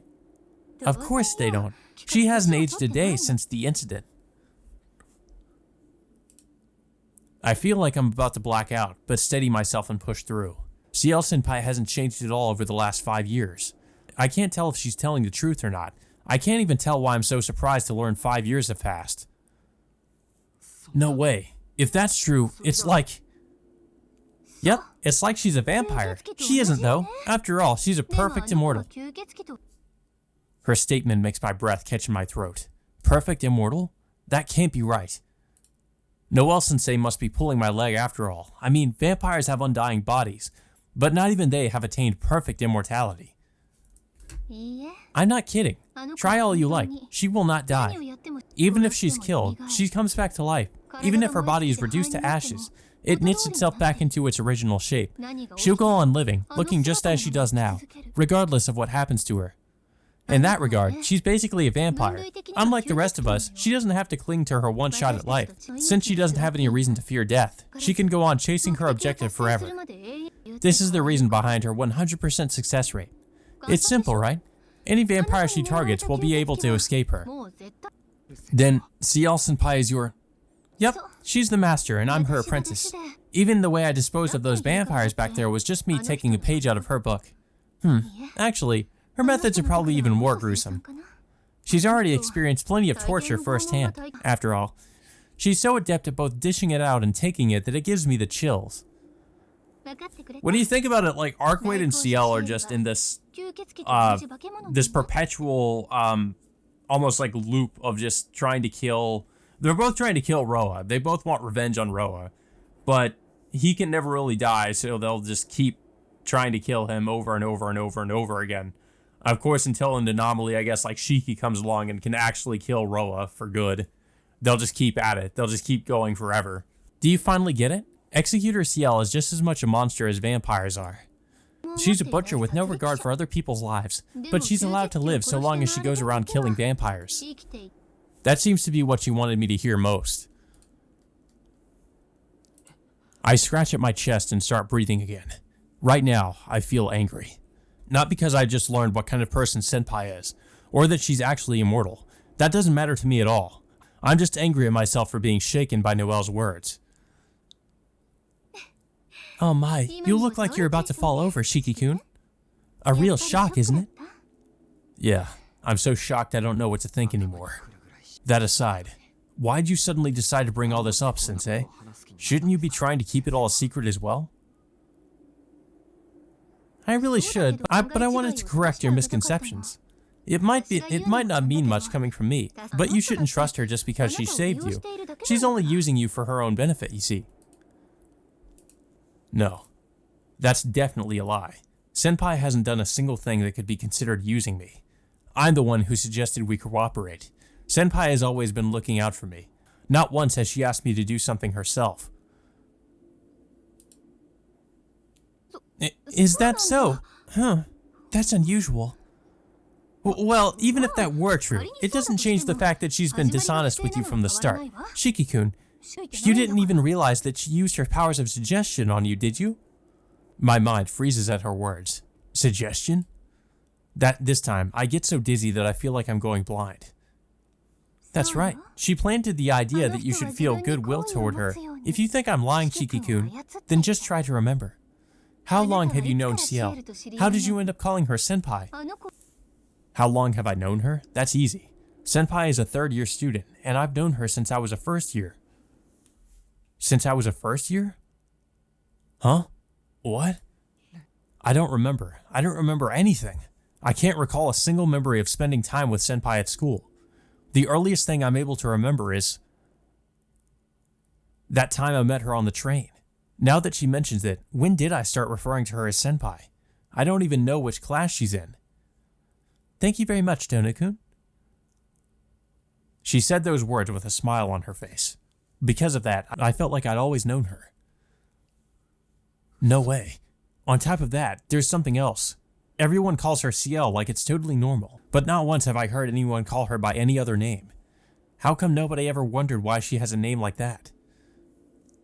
See what I'm talking about? When I transferred to this school, I was stunned. Putting 100 or 200 people under a suggestion, even if those people are civilians with no real resistance to sacraments, takes way more magical energy than an ordinary person could muster. As expected of number 7, I suppose. Or maybe she could pull it off because it was only a suggestion. Suggestions are just suggestions, after all. They're nothing more than a way of managing people's impressions. It's not the same as brainwashing people and actively tampering with their memories. She probably imprinted you and other students with "don't suspect Ciel" or something. I see. I was a little uneasy when I first met her, but with every encounter my suspicion lessened. She seemed like she fit in perfectly wherever she was. That was Senpai's distinguishing trait. Still, even so, that doesn't mean that Senpai was deceiving me. She had a reason. I'm sure she just kept quiet because she didn't want to expose us to danger. Sure, that makes sense for the other students, but you were different, Shiki-kun. She should have lifted the suggestion as soon as you found out about those catacombs. I mean, do you really think that her intentionally withholding information you deserve to know is her way of being considerate?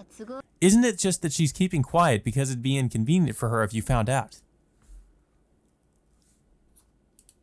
I hate to say it, but she's got a point. I can do nothing but stare down at the floor and bite my tongue, as if I'm unable to look at the reality of her words in the eye. You understand now, right? She may seem like a good girl, but it's all an act.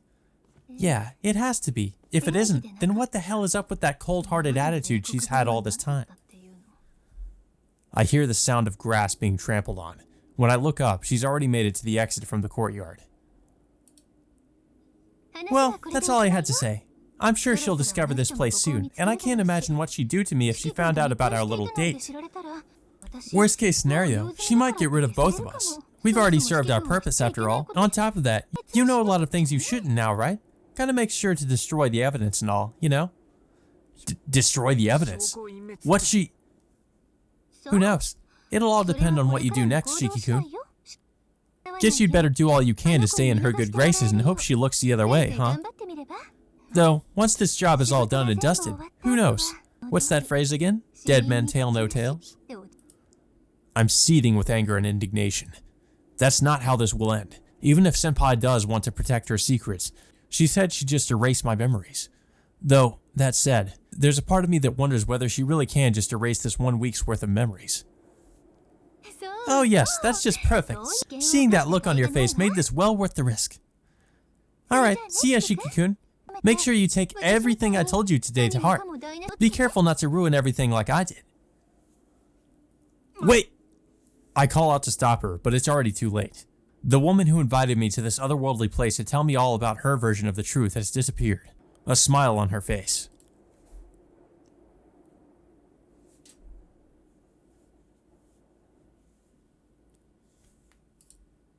The spider of anxiety has crawled its way into the recesses of my skull.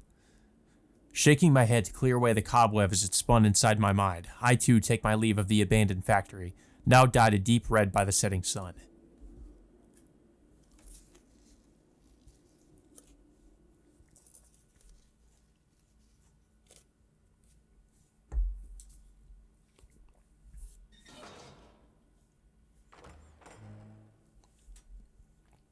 Welcome back, Shiki-sama.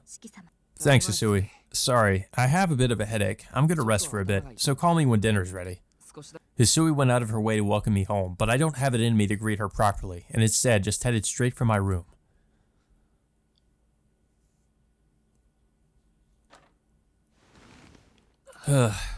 Only after I've returned to my room, locked the door, and sat down on my bed do my swirling emotions finally settle down. Senpai and I had a falling out over a heated argument. After that, I witnessed that gruesome scene at the abandoned factory. First, Senpai told me to cut all ties with Arcwade. Then, Noelle-sensei told me that I shouldn't trust Senpai either. She claimed that Senpai was only using me as a tool to kill vampires. Jeez, why am I even doubting her? If Senpai really was using me, she wouldn't have gotten that angry over my partnership with Arcwade. Ciel-senpai would never deceive me. She's more concerned about my own safety than she is about exterminating vampires. And yet, in spite of that, I spurned her advice and ended up hurting her with my thoughtless words. Senpai's not at fault here. I know that. I am, for letting my anger get the better of me. I'm so pathetic. If I really wanted her to trust Arcwade, then I should have just been more patient. I should have tried harder to mediate between the two of them.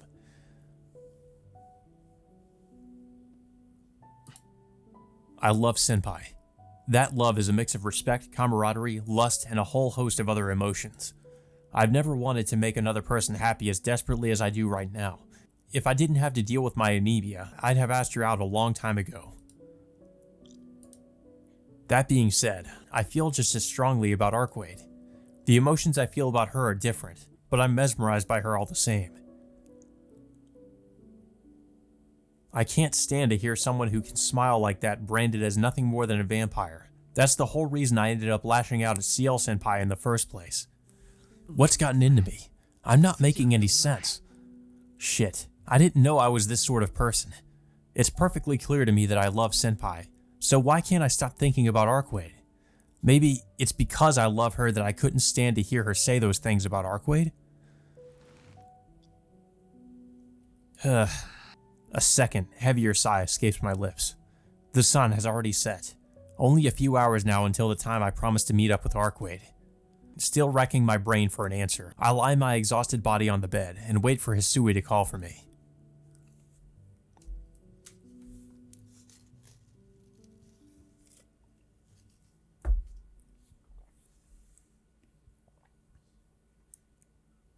I finish eating dinner and return to my room. Ugh. Even this mild headache makes me feel like I'm about to collapse, but I take a deep breath and steady myself. I've spent too much time with my glasses off looking at the lines recently, and I've been getting a lot more headaches as a result. Even here, I can feel the toll this vampire hunt is taking on me. Senpai was right when she said I shouldn't go wandering around the city at night, but even so, I'd better get going. It's almost time to meet up with Arcwade. The decision to keep hunting vampires or call it quits isn't mine to make alone. I'll meet up with her one more time and confirm how I really feel. If that ends up spelling the end of my partnership with Arkwade, then so be it. Yeah. The absolute worst thing I could do would be to let that question go unresolved. Once I'm ready to head out, I switch off the lights. After double checking my knife is in my pocket, I head off toward the park where Arkwade awaits.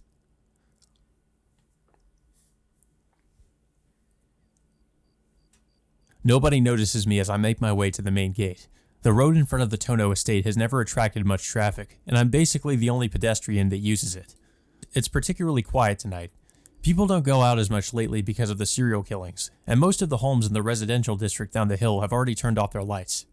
Even though it's only 10 o'clock, the silence is reminiscent of the dead of night.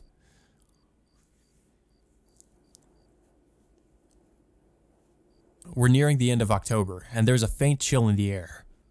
Autumn will soon be over before long. I idly mutter to myself that it'd be nice if this all gets wrapped up before the biting cold of winter sets in. I walk along the perimeter of the estate.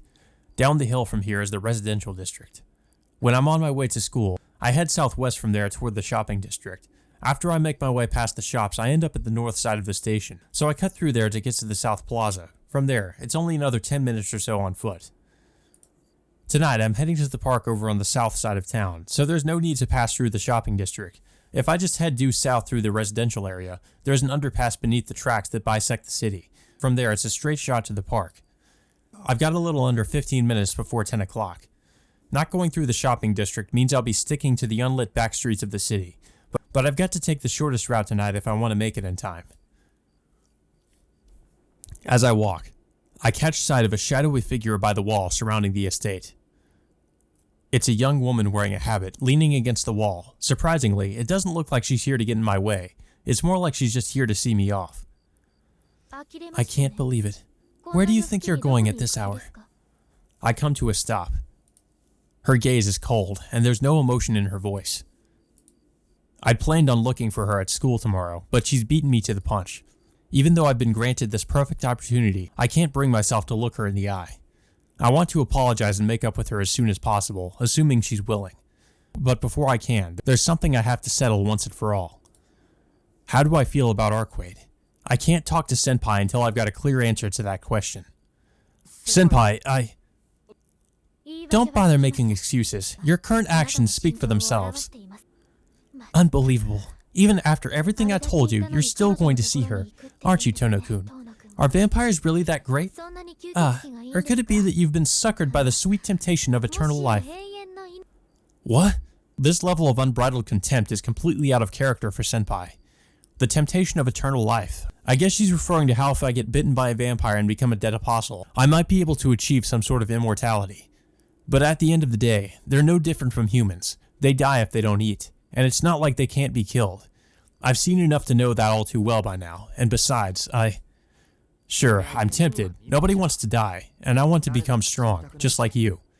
So yeah, you got me. I wouldn't mind becoming Arkwade's plaything if it meant I could acquire a stronger body.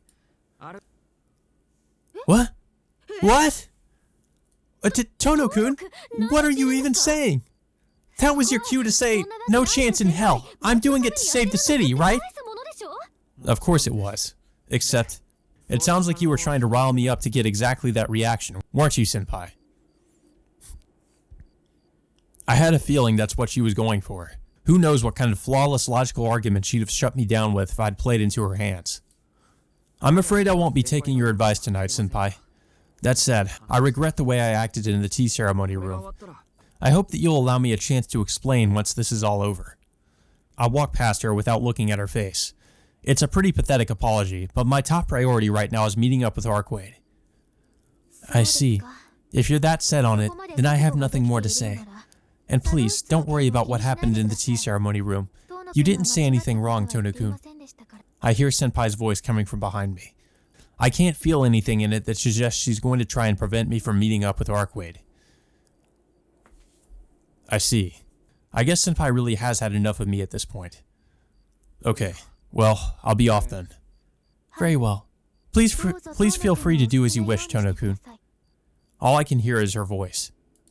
Still unable to bring myself to turn around and face her, I continue to trudge away from the mansion.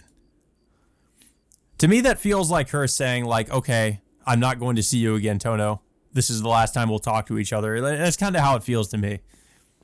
Click, clack, click, clack. The staccato sound of footsteps echoes through the darkened residential district. They aren't the heavy footsteps of a man. They sound lighter and more graceful. Moreover, my sneakers are incapable of producing that kind of sound. You'd need to be wearing shoes with a hard sole to make that noise. Maybe a pair of lace-up boots or something. Oh, so she's still following him. Okay, forget maybe. The footsteps that have been following me for a while are definitely coming from a pair of lace-up boots.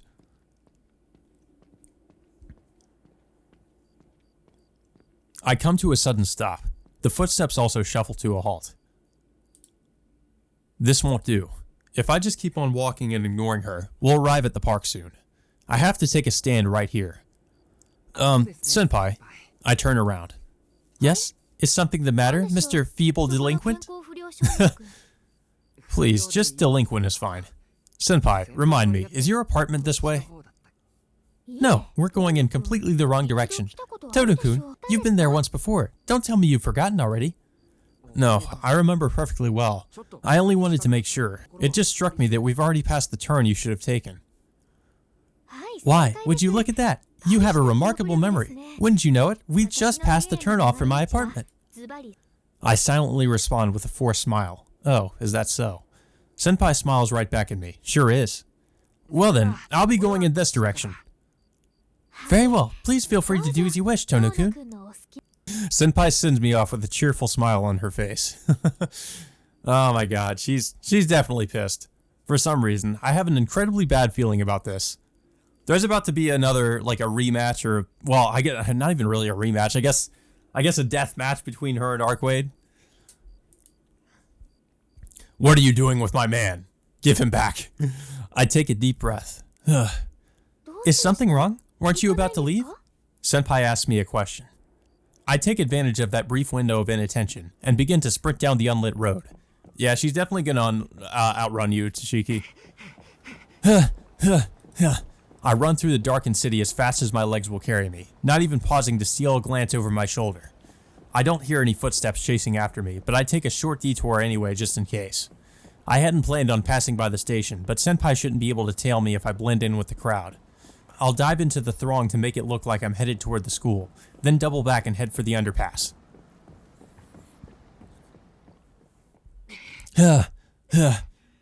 I'm totally spent. Still, now that I've made it this far, the park is right around the corner, so I can afford to take a break. Panting heavily, I give my body a chance to recover.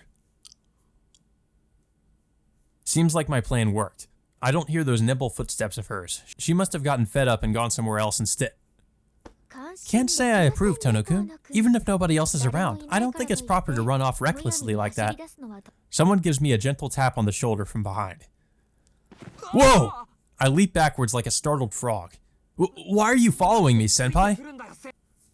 Do you even have to ask? I'm obviously worried about what will happen if I let you go off alone. I'm actually trying to maintain peace in this city, unlike whatever it is you're trying to achieve with your investigation. So this feels like a perfectly reasonable course of action. Why? What of it?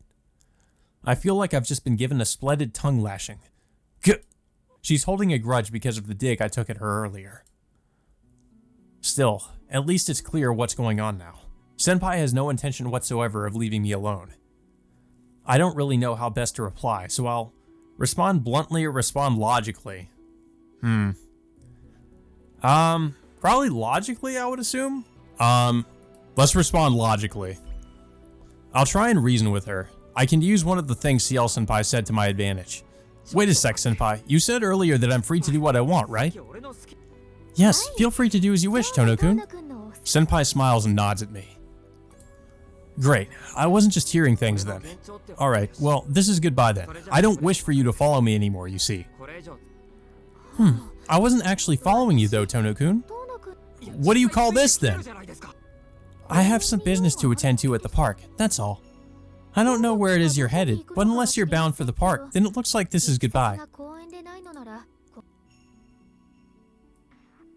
I didn't see that coming. If that's the case, then I don't really have any right to complain. I mean, I don't, but... You still can't go there, damn it! You know that Arcwade is in the park, right? She thinks you're her enemy for some reason. I can't let you two meet.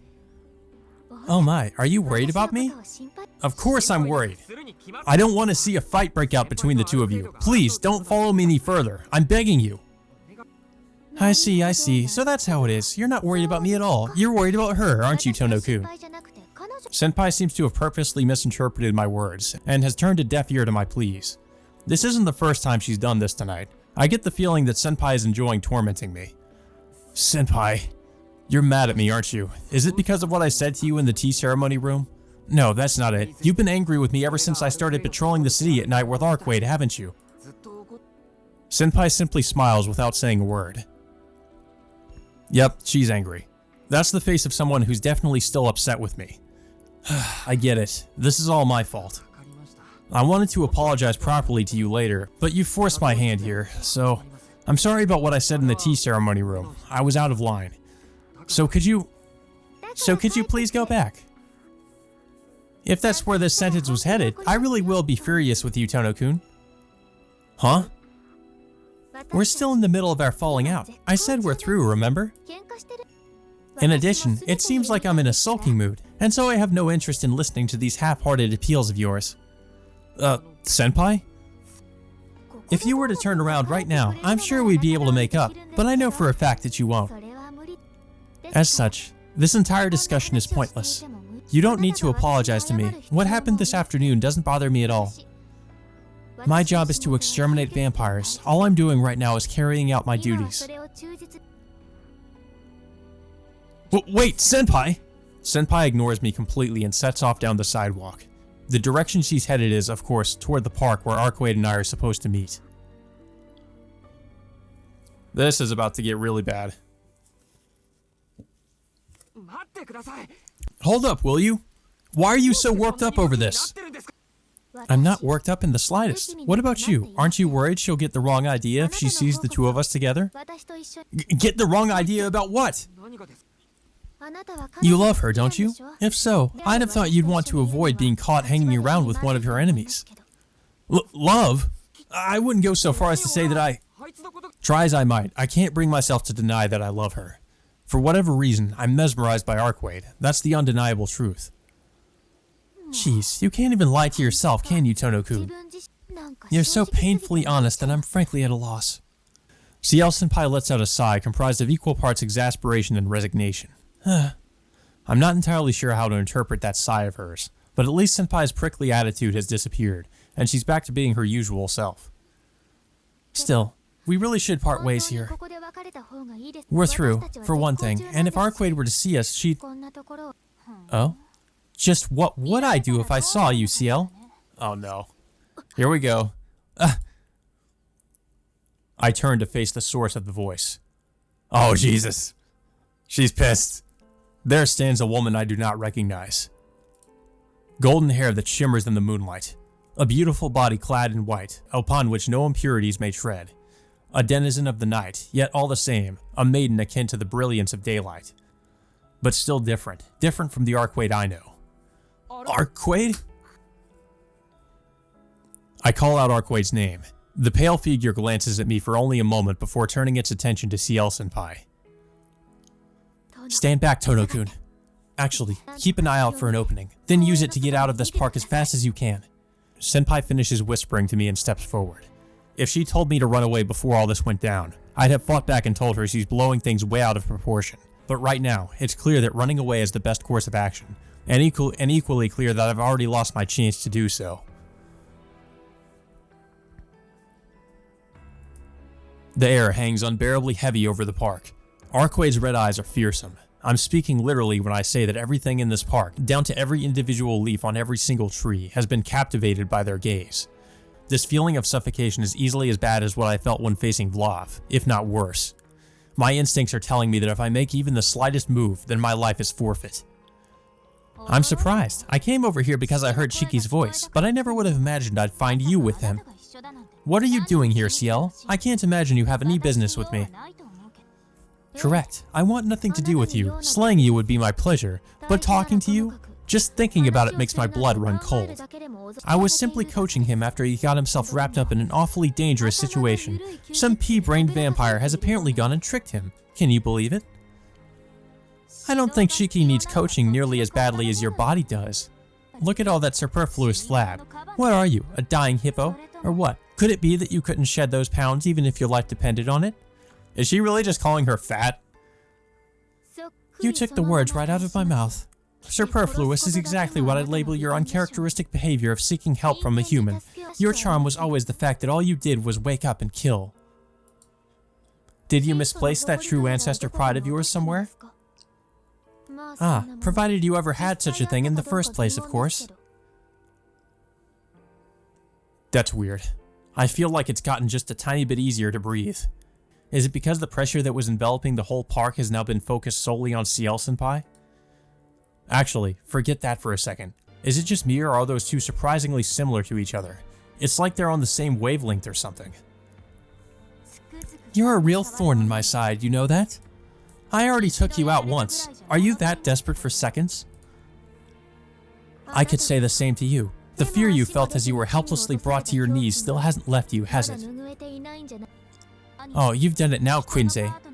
What, are you in the business of stealing people's partners? Yes, if the situation requires it. I'd even do it right now if he asked me to. It's funny when you think they're both kind of fighting over Shiki too. This is an explosive situation if I ever saw one. The suffocating atmosphere may have receded, but I can't just keep watching from the sidelines like this. They're both adults, so I'm sure they won't start throwing punches or anything, but as the middleman, I feel it's my duty to try and defuse the situation. How are you gonna do that? Hold it, just stop for a second, both of you. This has gotten out of control. I can't stand it anymore. Could you please just calm down? The two of you are working toward the same goal, right? So how about we all just get along? Shut up, Shiki! Tono-kun, be quiet! So much for that. My attempt at mediating has backfired horribly. I've only added more fuel to the fire of their animosity. Stop copying me. I'm the only one who has the right to address Shiki. Excuse me? You consider that addressing someone? That was a threat, if anything. Have you seen yourself in the mirror? Ah, silly me. You're a vampire. Of course you haven't. Where did that superstition even come from? I show up in the mirror just like anyone else. Oh my, is that so? My sincerest apologies. Still, that's remarkably audacious of you. Even dead apostles have the good sense to find themselves hideous enough to not sully any mirrors with their reflection. You progenitor vampires never fail to impress.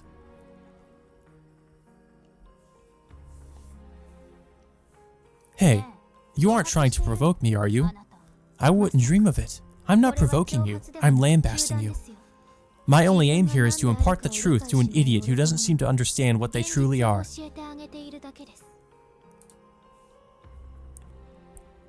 Oh god. Arquaid's about to go yandere mode. The smile plastered across her face was dazzling, yet terrifying. A paralyzing numbness creeps into my fingers. The hairs all over my body stand on end.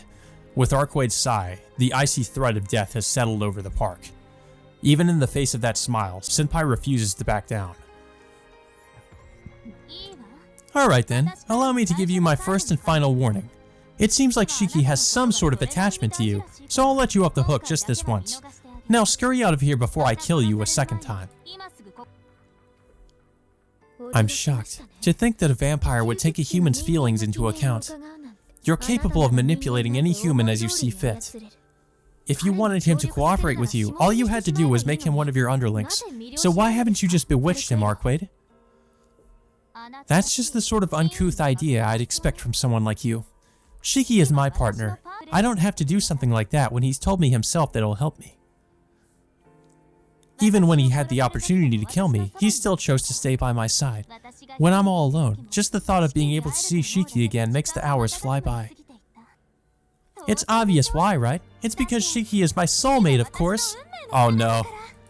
Oh no. That's definitely gonna piss Ciel off for sure. Wait, I'm her what? What's that supposed to mean? I can feel the sting of Senpai's silent reproach. It's clear from the look in her eyes that she demands an explanation. I'd love one too, to be perfectly honest. I really don't have any idea what she's talking about. You've got to be kidding me! Of all the things you could have said, the idea that he's your soulmate is just...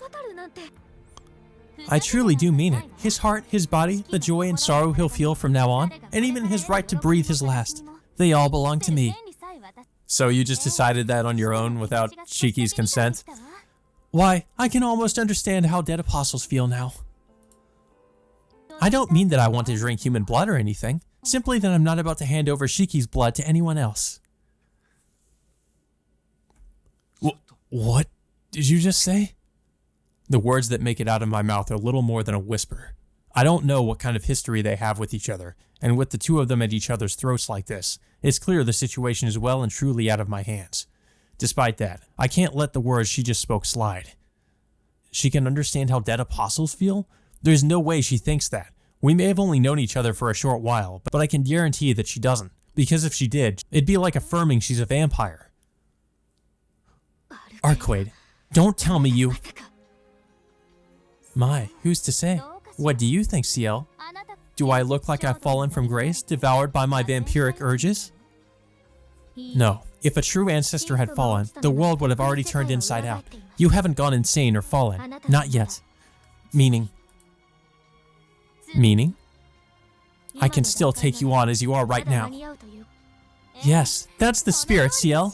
This isn't like my vampiric urges at all. I mean, it's so fun.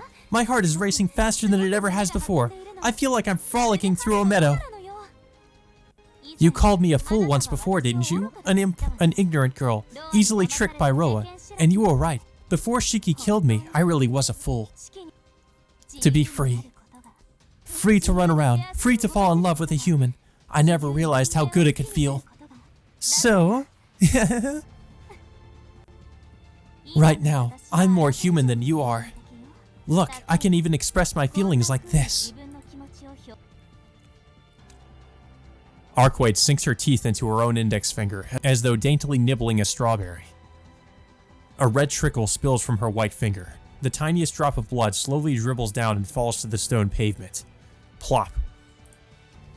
That single drop splashes audibly against the ground. The instant it does, it transforms into a reflective pool that coats the whole plaza. What? Is this an illusion? No, the entire park really has been inundated with her blood. The fact that I'm up to my ankles in it is proof enough of that. Relax, it's only a single drop. A single drop did all that? The fun is just beginning, but this place makes for a painfully drab backdrop.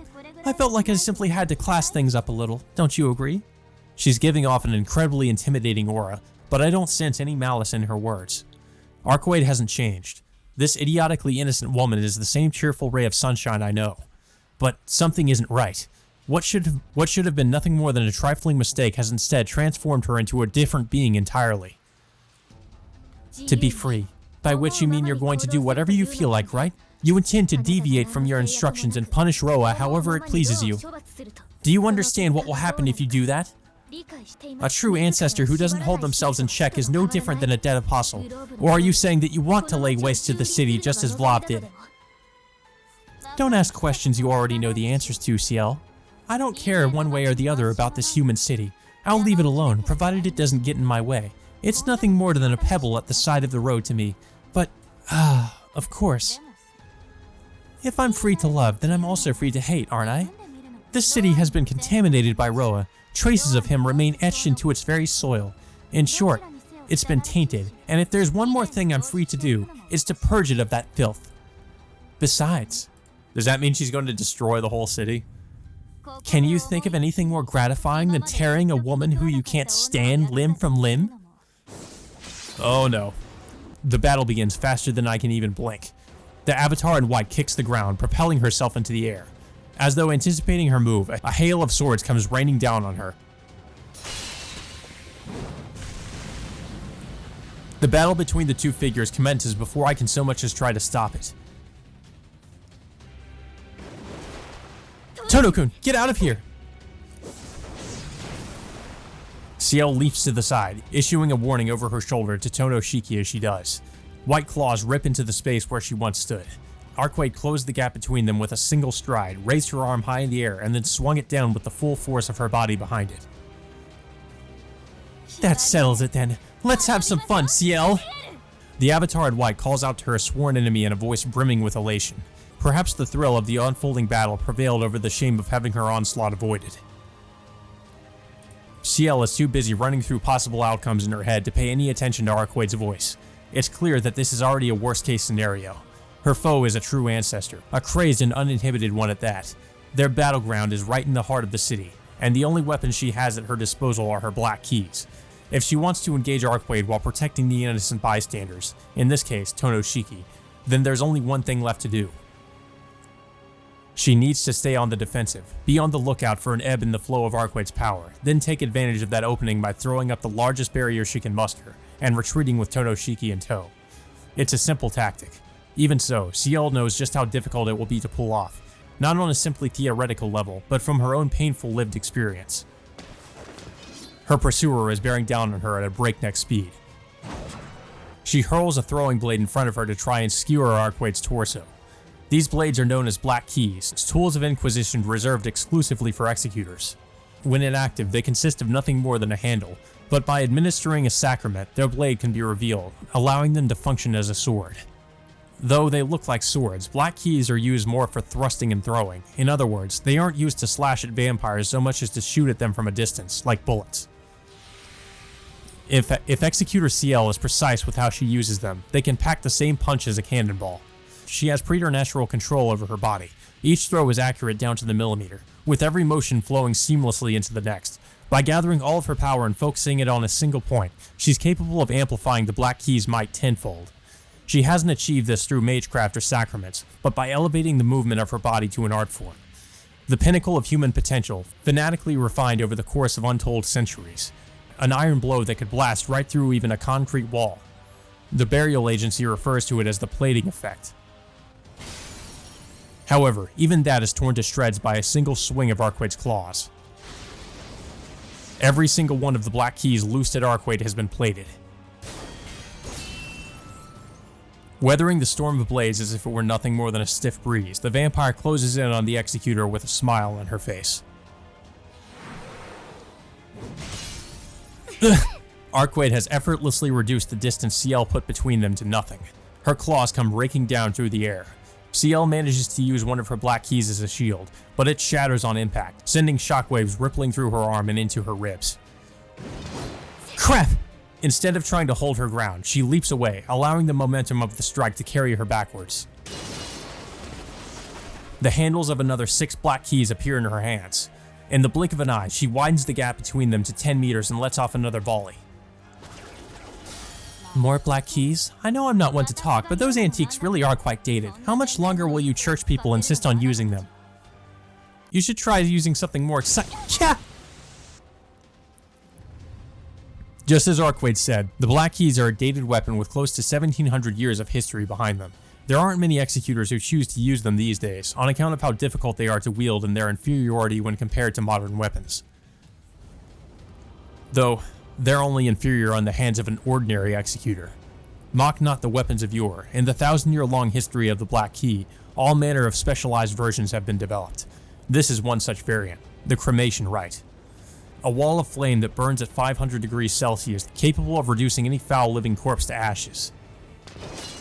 And next! Of course, such flames would never be enough to stop this vampire.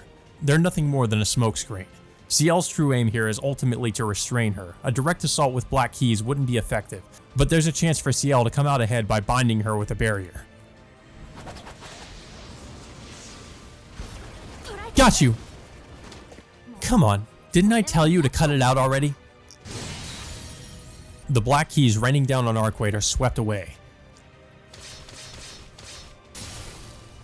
Ciel's barrier is a pseudo-temple constructed around the black keys she has driven into the ground. While the barrier is strong enough to form a wall against Arquaid, Ciel still needs to trap her inside those walls if they're to have any effect. The Avatar in white snakes through the descending onslaught of blades like a majestic beast racing through the wilderness, and pounces at the executor. You? Ciel takes the brunt of Arquaid's assault head-on. She was more than capable of dodging it, but under these conditions she couldn't make that choice. She's already been driven back to the edge of the park. Retreating any further would mean bringing the fight to the city proper. Is that all you've got? Worthless! What happened to those weapons you used against Flav? Where's that toxin-spewing contraption at? Or that grotesque guillotine? Are you not even going to let me get a taste of that unwieldy pile thingy of yours? Could you please stop? Ciel raises her physical defenses in order to withstand the fierce assault. Her muscles are straining fit to burst. In order to strike a decisive blow, she tightly winds up her body like a spring. Then, as she spits out an incendiary expletive. Being so self-centered? She spins around, funneling all her momentum into a roundhouse kick that lands squarely on Arquade's chest. Wow, that actually did something. The pale figure is sent flying backwards, 3 black keys hurtling after it to deliver the finishing blow. I told you already, that isn't going to work. Oof. What? What is this? A new kind of barrier? A temple would be wasted on you. Cool that addled head of yours in the Tower of Imprisonment. The Tower of Imprisonment. It's an anti-true ancestor. No, anti-Arquade confinement barrier devised by Executor Ciel. She specifically made it for her. It's impossible to fence an Arquade by just driving some black keys into the ground and trying to surround her with a wall. To snare a fleet-footed quarry like her, you must corner her in all 3 dimensions. One way of doing it would be to utilize the towering walls of the temple as a foundation to create an even stronger barrier and gain complete control of the horizontal and vertical axes at the same time. Though it is incapable of harming its target, it is so strong that nothing alive could even think of destroying it. After all, that Tower of Light is about as durable as the Strasbourg Cathedral, of the very building the sacrament was modeled on. Renowned for having the tallest spire of the Middle Ages, it's a 140-meter tall behemoth built of solid stone and prayer, capable of containing even the most rampant vampire. You little, I thought you didn't use magecraft. What happened to that woefully insincere creed of yours? I only allowed myself to use it against you and Roa, that's all. Give it up, Arquade. This barrier is strong enough that it can even temporarily seal one of the 27 ancestors. Not even a true ancestor like you could break it that easily. Moreover what? Did you bring that weapon after all? I don't need to break out the scripture. This battle is already over. The countless pillars thrust into the ground link up. The lines between them form layers upon layers of walls, all of which coalesce to form a single box. This is what you used against Flav. This is the cathedral, a barrier that makes use of the principle I seized from a certain ancestor. I normally employ it to cut something off from the outside world, but it can also serve as a fearsome weapon. By the way, Arquade, you're familiar with the mass of life as defined in the world of magecraft, I assume. It's a scheme for grading anything with a life of its own, based on both its mass and the amount of energy it produces. The criteria measured are simple: size and weight. The small and heavy are the strongest. The second strongest are the large and heavy. The small and light are third. This is where humans fit in. Finally, we have everything that's large and light. This includes anything that spreads itself over a large area, such as information, rumors, or ghosts. How could you... Rumors and information aren't like aren't a physical thing, so I don't know how that makes any sense. Ciel, you... My cathedral is an isolated space with a maximum diameter of 30 kilometers. It isn't strictly alive, but it does fall under large and heavy. What would happen if I compressed it to its limits? Don't you think it would be fun to try? Even someone as ferocious as you would require quite some time to break out of it. How about I give you a taste of this ultra-dense prison for, let's say an hour. Ugh. Mnemonic principle number 22. Chromclay patastructure. The Executor raises her arm. She completes the construction of the Cathedral of Light, and compresses the space as though slamming down the lid of a treasure chest. Or rather, she tried to. Cut the crap! She just broke out of that? What? An invisible blow, together with a raging torrent of blue, sent Ciel flying backwards. The tower that had bound Arquade has been ruthlessly obliterated, and the pillars of light dotted across the ground have all been swept away. What are you even doing? Locking me up? Trying to seal me? You're just trying to protect your surroundings. Weren't you and I supposed to be having some fun? Come on, stop holding back already. Arquaid starts walking toward her nemesis, as if intent on stamping out the source of her frustrations. The vampire disparaged Ciel and demanded she stop holding back, except she's misunderstood completely. The executor wasn't holding back. She'd literally given it everything she had, though sadly, her currently limited arsenal meant that wasn't as much as she might have hoped. Besides, when fighting a true ancestor, or more specifically Arquaid, the only option is to take the defensive. Due to a peculiarity of hers, fighting her aggressively will only ever lead to the attacker's death. In order to actually stand a chance against Arquaid, a weapon that can kill her with a single strike is required. That's what Ciel believes, at any rate. Right now, she doesn't possess such a weapon. On top of that, her foe's behavior is staggeringly unusual. All that awaits her now is torture, followed by death. Even with this fate staring her in the eye, it isn't the fear of death that fills her heart. This is just... The single strike she took was enough for most of her organs to start shutting down. Even as the excruciating pain threatens to knock her unconscious, the executor continues to stare at the approaching vampiress. Oh my god. Unbelievable. Is that stupid true ancestor really using her powers because of her feelings? To Ciel, who has exterminated countless dead apostles and even vanquished Vlav, that is the most unthinkable outcome of all. One she desperately wishes were nothing more than a bad dream.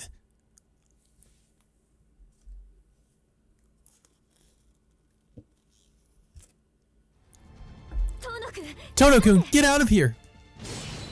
Senpai calls out to me even as she's busy avoiding Arquaid's tempestuous charge. She leapt back towards one of the corners of the park. It's clear she's trying to build some distance to let me escape. Their battle defies human comprehension. My eyes can't even keep up with Arquaid's movements. All I see is a wide afterimage streaking through the darkness. Ciel Senpai continues fending off Arquaid's ferocious assault. Senpai and Arquaid are, in all respects, polar opposites of each other. Arquaid is a total maverick, while Senpai deals with things methodically, with no wasted movement. She keeps her distance, throwing blades at Arquaid from afar, only hunkering down to stand her ground whenever Arquaid gets too close. Their combat abilities are evenly matched. The wild and free Arquaid versus the stoic and pragmatic Ciel Senpai. Despite that, Senpai's at a disadvantage in this battle. She can't act as freely because she's trying to keep collateral damage to a minimum. But more importantly, Arquaid isn't showing any signs of fatigue. In fact, it's almost like she doesn't have any limits at all. However masterful Senpai's abilities may be, they aren't getting any stronger than they already are. Arquaid's fervor, on the other hand, continues to increase with no end in sight. If this keeps up, she's going to overwhelm Senpai's defenses any second. My terrible premonition has become a reality. The battle is over. The wall of light that bound Arquaid has been shattered, and as it fell, Ciel Senpai was knocked back, struck by some invisible blow. Senpai's body sails through the air before crashing to the ground like a discarded sack of garbage. I can still... Senpai stands up, gritting her teeth against the agonizing pain. Her show of resistance is futile. The invisible object strikes her again, sending her flying even higher into the air before she comes crashing back down to the ground. The crunching of flesh and bone can be plainly heard. Her red blood begins to slowly spread across the brickwork pavement of the park.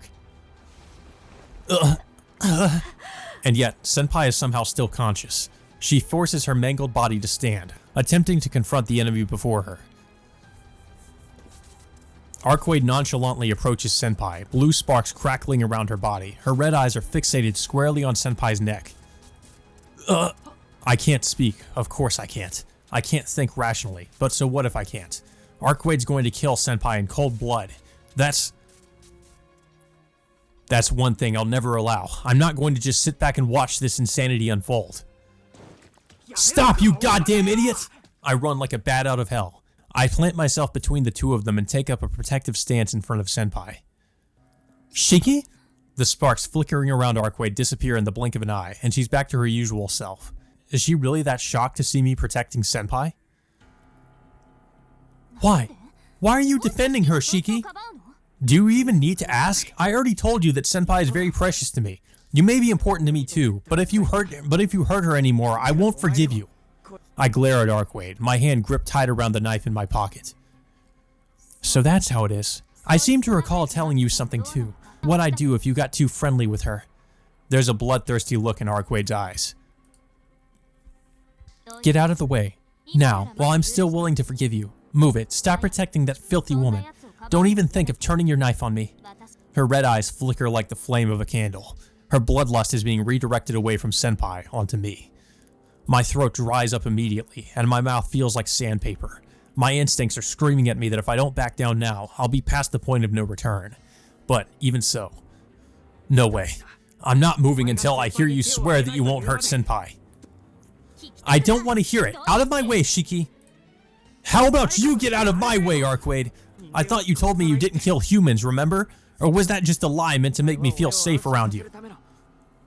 You're right. I don't kill humans. But I have no qualms about killing creatures who fall outside the norms of humanity. Consider it a show of respect to beings I consider on equal footing with myself. Like you, for example, or the thing over there masquerading as a human woman. One step forward. Arcade draws nearer. Grr. I somehow managed to stand my ground, despite wanting nothing more than to turn tail and flee. I see. So you've decided to turn your knife on me again, Shiki. Another step. Arcade nonchalantly closes in on me. I forgave you the first time, but I don't know if I'll be able to forgive you a second time. Not that you'd be able to pull it off a second time anyway, mind you.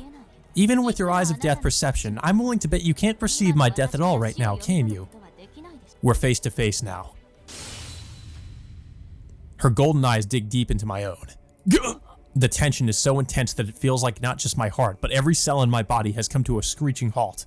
Like my spine is being ripped clean out of my back, as if my organs are being shredded from within.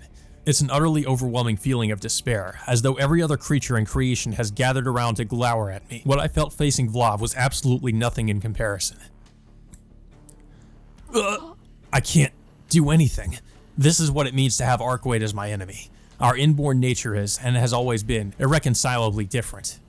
Attacking her head-on would be worse than useless. If I want to save Senpai, if I want both of us to make it out of here alive, I have no choice but to stop her with words.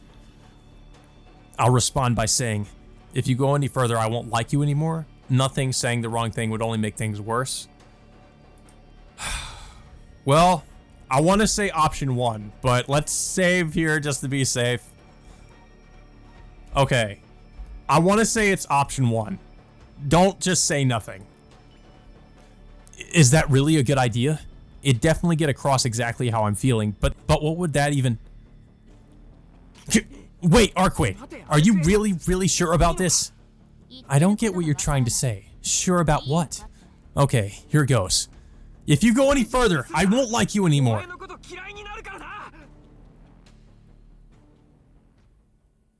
That seemed to have worked. I can't believe it. She really stopped.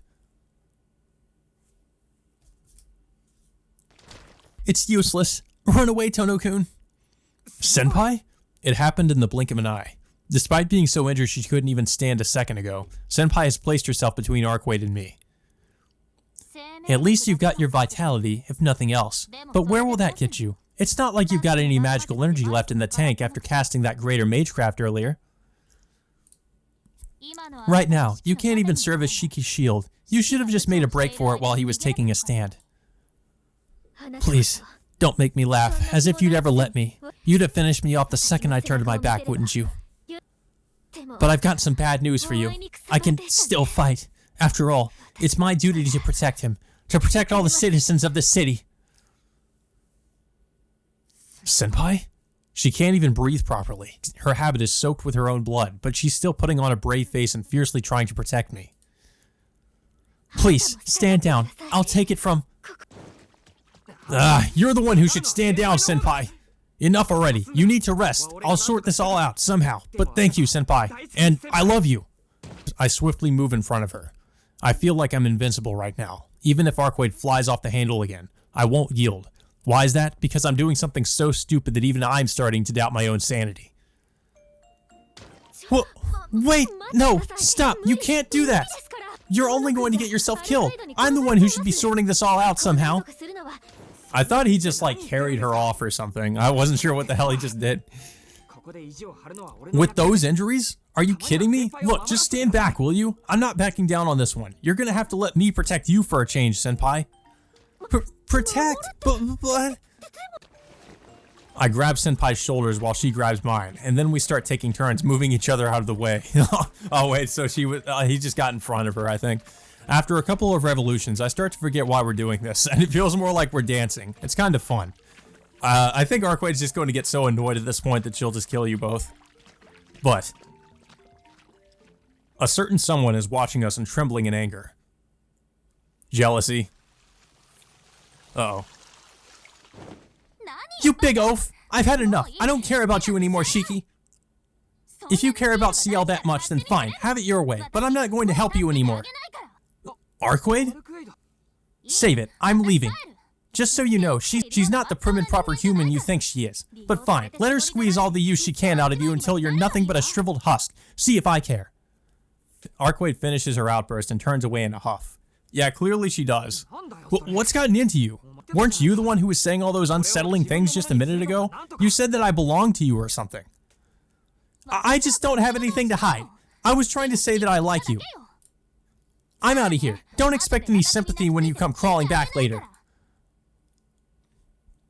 Yeah, the Ciel route really kind of feels like this weird, like, love triangle between, you know, Shiki, Arcwade, and Ciel. It doesn't really feel that way in the Arcwade route, but in the Ciel route, it's like, it really shows how much Arcwade is just, you know, she won't let Shiki be with another woman. You better watch out in case she tries to suck your blood, though. Arcwade soars out of the park, like some sort of indignant shooting star.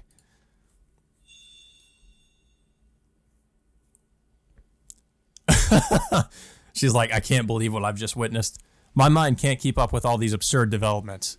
Even after Arcwade has vanished into the night sky, Senpai and I keep staring up at it in blank astonishment. She ended up turning into a star. Yeah, well, she was more like a rocket than a star, if you ask me. We quietly exchange our impressions of Arcwade's launch. Can you imagine how hilarious this would all be animated? You know, like, you just have this really serious fight scene, and then all of a sudden Arcwade just, like, gets all angry, and then it, like, literally, I guess, turns into a shooting star and just jumps out of the park. I don't know. I seriously wonder. I've made videos about it before, but I mean, are we ever going to see a Tsukihime anime? Probably not. Not in my lifetime, at least. I don't know how they would do it. I just don't know. I mean, obviously, I think it would be based on the remake, but even that, like, that would actually be a lot harder to do even than basing it on the original game, just based on all the new content and how much is different. But that's a conversation for another day, I guess. Wait, that's not what's important here. What on earth were you thinking, Tono-kun? Why would you pick a fight with a true ancestor? Do you have a death wish or something? Senpai grabs me by the shoulders and begins scolding me. She's absolutely right. I have nothing to say in my defense. You're right. I still got shivers running down my spine. Once she gets going, she's ruthless. If you hadn't intervened, my head would have gone flying. If you understand all that, then why? I couldn't just abandon you, could I? So, let me say it again. Thank you, Senpai. I also understood that you were fighting for my sake. Yes, I guess I should be thanking you too. If you hadn't been there, I don't know what would have happened. Senpai replies with her eyes fixed on the floor. I don't know why, but I'm at a loss for words. Before I know it, our bodies are so close that they're almost touching, and Senpai's faint warmth is making me all jittery. I'm sorry for being so stubborn earlier. I didn't mean to put you in a tight spot. By earlier, you mean with Arcwade? No, I meant like what happened on the way from your mansion to the park. And you know, what happened in the tea ceremony room this afternoon. No, that's something I should be apologizing for. Though, if I said that out loud, it'd probably only make her feel even worse. If Senpai wants to apologize, the best thing I can do is let her. Plus, if this gives me a chance to patch things up with Senpai, then I couldn't be happier. Yeah, I guess you did. Sounds like we're both to blame here, so could we please just be friends again? I don't think I could go on if I showed up at school tomorrow and you just ignored me. Is that so? If you're okay with it, then yeah, I'd love to. Senpai spends a moment fidgeting in embarrassment before putting her glasses back on, having pulled them out from who knows where. Oh, more importantly, Senpai, how are your injuries? I take a step backward to get a clearer view of Senpai's body. She was gushing blood all over the place just a few minutes ago. I need to treat her wounds immediately, or else... Where's... The bloodstains have disappeared. Not only has the pool of blood on the floor vanished without a trace, but there isn't so much as a red tint to be found anywhere on her clothes. Tono-kun, this is... I should have known that you could easily shrug off wounds like those. You sustained way more grievous injuries during the fight with Vlob, so it makes sense that you'd recover from some scrapes and bruises just as fast as Arkway. I'm such a fool. Now that the threat of death is gone, I let myself get careless. Because of that, I inadvertently touched on an inconvenient truth that I'd been unconsciously trying to avoid. It's like she's a vampire. After all, she's a perfect immortal. She's not the prim and proper human you think she is. You'd better watch out in case she tries to suck your blood. I banished those haunting words to the deepest recesses of my mind. Nevertheless, the fact that I've gone silent speaks volumes. Well, you know how Arkway is. She's always spouting some ludicrous nonsense. I mean, she said you'd suck my blood, but we both know there's no way that ever happened. Right, not in a million years. I mean, come on, Senpai can walk around in broad daylight. Okay, sure, Arkway can too, but even she's weaker during the day. Senpai's just as strong during the day as she is at night. Besides, she's a member of the church. It would be contradictory for an organization that exterminates vampires to harbor vampires in its midst. No need to try and dance around the issue. Noelle-sensei told you about my body, didn't she? I can't bring myself to admit it. Not because I'm trying to avoid hurting Ciel-senpai, but purely for selfish reasons. I just don't want to face that reality. So it was Noelle-sensei who opened your eyes to the truth.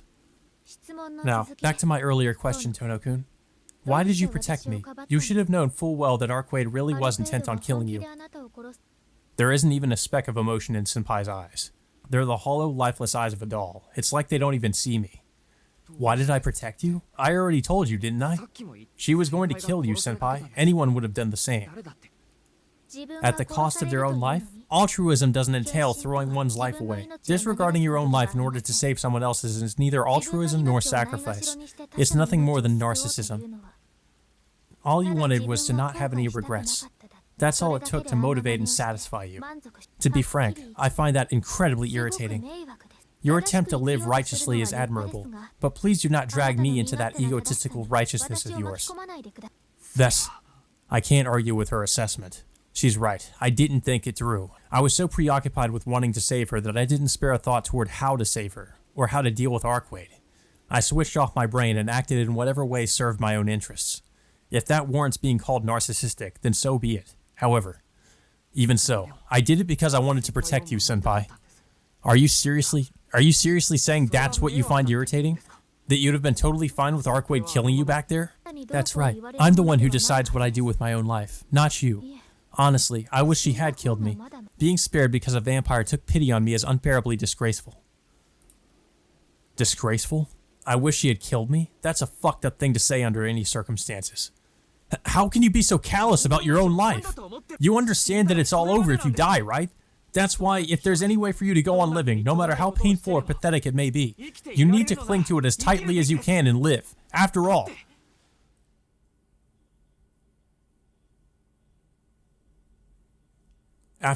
if you give up on life, then what's left? You think it's disgraceful to go on living? Well, however disgraceful it may be, it's still infinitely better than ceasing to exist.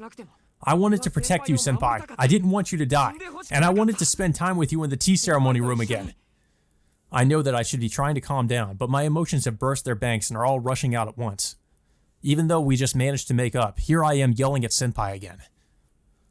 That's right. You had a close encounter with death 7 years ago. That's why you're content with such a simplistic outlook on life. Happiness. That word does not apply to me. Senpai draws away, her eyes still hollow and lifeless. We're close enough that I could reach out and touch her if I tried, but she feels so incredibly far away. Arkway told you nothing but the truth. As she said, I cannot call myself human. You've seen it for yourself, haven't you? I was bleeding out profusely mere minutes ago, but now it's as if it never had happened at all. But nothing. I am a monster. While I may not be a bloodsucker, my body is nothing like that of an ordinary human either. What do you mean you're not like an ordinary human, Senpai? You seem totally normal to me. Even if I do this? Oh god. Senpai? I don't even get a chance to stop her. She uses one of her own blades to slice through her neck. I hear a dull crunch as the blade rips through her flesh and arteries. Splash. The eruption of vibrant crimson seeps into my eyeballs. Ugh. It spurts out like a fountain. Its iron tang tantamount to the smell of life itself. A dazzling flood of pure red. It's beautiful. Her fresh blood is all I can see or think about as it pours down and stains her dark habit. And I'm sure that beneath her habit, red blood is trickling down her naked body, coiling itself around her like a serpent, its hue intensifying all the while. A drop of blood flecks my fingers. At that, my enthralled mind snaps back to reality. Before me stands Senpai, drenched in blood. Senpai! I rush over to her, wiping the blood from my fingers. There's no need to panic. Please, observe. Where in the hell are normal people during all this? That's what I always kind of wonder in like Fate Stay Night and Tsukihime when all this like crazy bullshit is happening. Where are all the people that are just like, maybe walking around at night? Does nobody see this shit? Does nobody like see like, oh hey, there are two like things just fighting, duking it out in the park, destroying everything around them. Oh, here's this crazy woman. She just sliced her own throat and she's like spewing blood everywhere. I mean, it would make sense if like, I don't know, Nasu would have to do to like hand wave that away would be like, oh, there's like there's a barrier that prevents people from seeing what's really going on or something like that. But I don't think he ever really says that there is anything like that. So I mean, it's just like I've always kind of wondered that, like, where is everybody else while this is while all this is occurring? She removes the blade from the base of her pale neck. The wound has already closed. As if that wasn't enough, all the blood she just shed has disappeared completely. This surpasses Vlov's ability to regenerate, an utterly unnatural spectacle that transcends the notion of healing altogether. I'm speechless. I have no idea what I should say to Senpai after bearing witness to such a phenomenon. There, now you know. Though I'd have preferred if you'd never had to find out. Senpai gives me a forlorn smile. Even when confronted by that smile, I still can't find the right words to say to her right now. That's why I said you didn't have to apologize for what happened this afternoon. After all, you were right. I'd been deceiving you. You had every right to get angry like that. That's not... Why can't I bring myself to finish that sentence? It doesn't matter to me what kind of person Senpai is, or what kind of body she has. It wouldn't even matter if she actually was a vampire. Something like that would never be enough to change the fact that I care deeply for her. The truth is, I'd planned on keeping you at arm's length. I wanted to just be acquaintances or something like that. That way, you wouldn't have had any reason to come up and talk to me, and you wouldn't have ended up hating me like this. But I don't mind. I don't regret the choices I've made. I was really happy when you said that you enjoyed the time we spent together, and that you wanted to protect me. Senpai? I mean, I said that for a reason. The time we spent together was so peaceful and calm that I really did wish it could go on forever. Farewell. God damn.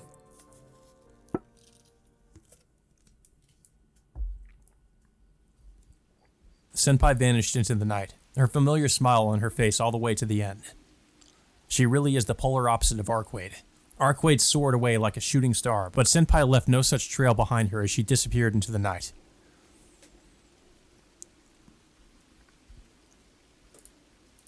My head is reeling from everything that just happened. I don't even know how I'd go about chasing after Senpai. Arcade said that Senpai was a vampire, and Senpai didn't even deny it. On the contrary, she left me with almost undeniable proof before she disappeared. I wish she'd just lied. Even a blatant lie would have been fine. I would have been content if she'd simply said that it wasn't true. Farewell. It's obvious what she meant by that. Even though I knew about her true identity, even though I'd hurt her before, Senpai still came to see me. But now, that too is over. She said it abruptly, without fanfare, but I lost everything the moment that word left her lips. I can't think straight. What did I lose? What is it that's causing me so much anguish? The story about a girl I heard from Noelle? Arcade's accusations? The wound on her neck to prove them right? Or was it something else? My head hurts. Self-loathing clogs my lungs like mud. I feel like I'm going to be sick. I am beset by the strange sense that plants are sprouting inside my brain. It hurts so much that I can't even think. I don't want to dwell on this bitter truth that I'll never see Senpai ever again. With clouded thoughts and unsteady footsteps, I too leave the park.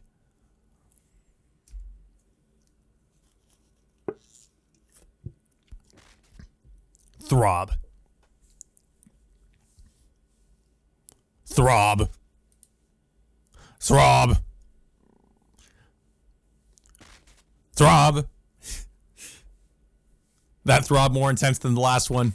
Throb. Oh, it's not all caps throb, it's just normal throb.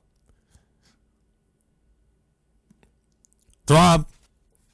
I'm so tired. My budding headache has sprouted into a thicket of thorns. My wooden brain creaks and groans as I constrain it. Maybe we should read some more about Ciel's backstory to calm ourselves down. I flop lifelessly onto the bed. An ominous darkness creeps up on me from behind.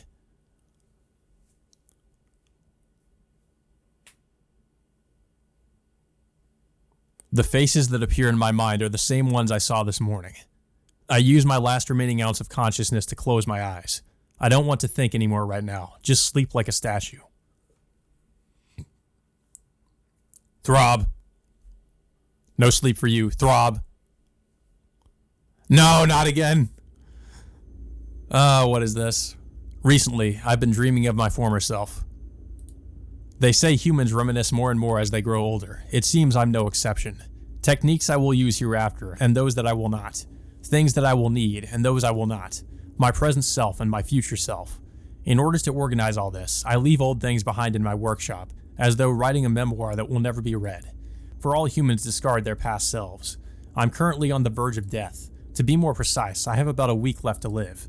The avatar in white will soon arrive. When she does, my current life will end. Yeah, this is obviously Roa. I have no strong feelings about this fact. Humans die. This is the one fate which cannot be avoided. If there's one thing I do fear, it's the feeling I experience as I wake. The sensation of crawling out of unending darkness. No matter how many times I experience it, it remains the sole discomfort I can never get used to. As I wallow in the past, I also plot a course for the future. This me has been a failure. The body I was born into was weak, and so I ended up distracted by research into how to prolong its lifespan. While that did bear some fruit in the agelessness I came across, the overall result was a failure. As suspected, the physical body cannot be endowed with eternal youth. Where shall I focus my attention next? I've left a great number of research topics half finished. The agelessness I investigated this time proved to be more akin to retrogression, perhaps even outright deterioration. Perhaps my next topic should be succession instead. By blending the genes of two fit genetic contributors, humans give birth to children bearing yet fitter features. Could this not be performed more directly and efficiently? Take for example dead apostles. They can impart their underlings with undeath, but cannot pass on their own abilities. No, dead apostles cannot pass on anything. They are deprived of their reproductive capacity by their very nature. Although they are no strangers to lust and sexual desire, they cannot birth children. Since they have obtained unnaturally long lifespans as individual specimens, they have lost the necessity for any reproductive function. In Dead Apostle society, family is used to indicate one's carefully acquired underlings.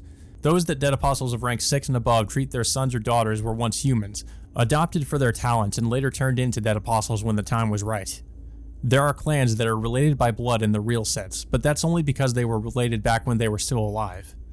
One such example is Lord Razian, a man who became a vampire together with his beloved daughters. He represents the last hope for aristocratic rule. His faction is said to be one of the largest within Dead Apostle society, and his successors together with his comfortable lifestyle are enough to make even his fellow ancestors envious. Yet despite that, Lord Razian's greatest source of distress is that he will never be able to see the faces of his grandchildren. Dead Apostles cannot give birth to children. Dead Apostles cannot pass on their abilities. They cannot propagate their own genes. They are beings who possess a fatal flaw. This is the biggest reason as to why they, who are otherwise so superior to humans, do not count as paragons. In short, Dead Apostles cannot birth Dead Apostle children. The Dead Apostle curse, which in the case of an ancestor can oppose even the world itself, disappears if the individual possessing it perishes. And that is far from perfect. As such, it is a problem I ought to tackle. My next topic is decided. I shall develop the ability to succeed the curses possessed by the 27 Dead Apostle ancestors. Naturally, principles are one of a kind. They cannot be imitated, and duplicating them would only serve to weaken them by destroying that uniqueness. This is why succession is the only answer. I shall devise a technique to make the whole principle one's own, to detune it and reconfigure it for one's own use. 15. The succession of all curses and doons and their usage. Alternatively, the forced transfer of one's own abilities and fortuity. I label the efficacies of my next self. To kill, to steal, to misappropriate. Yes, murder shall serve as its foundation. In human terms, this could be thought of in terms of an inheritance. Putting it into words is quite tasteless, but whatever form an inheritance may take, it still necessitates the death of its previous owner. As expressing it as an inheritance really is quite appropriate if I do say so myself. There is little joy to be found in receiving an inheritance from one's parents. The majority of them tend to be up to their ears in debt. Will my next self be in possession of a body strong enough to bear such dues?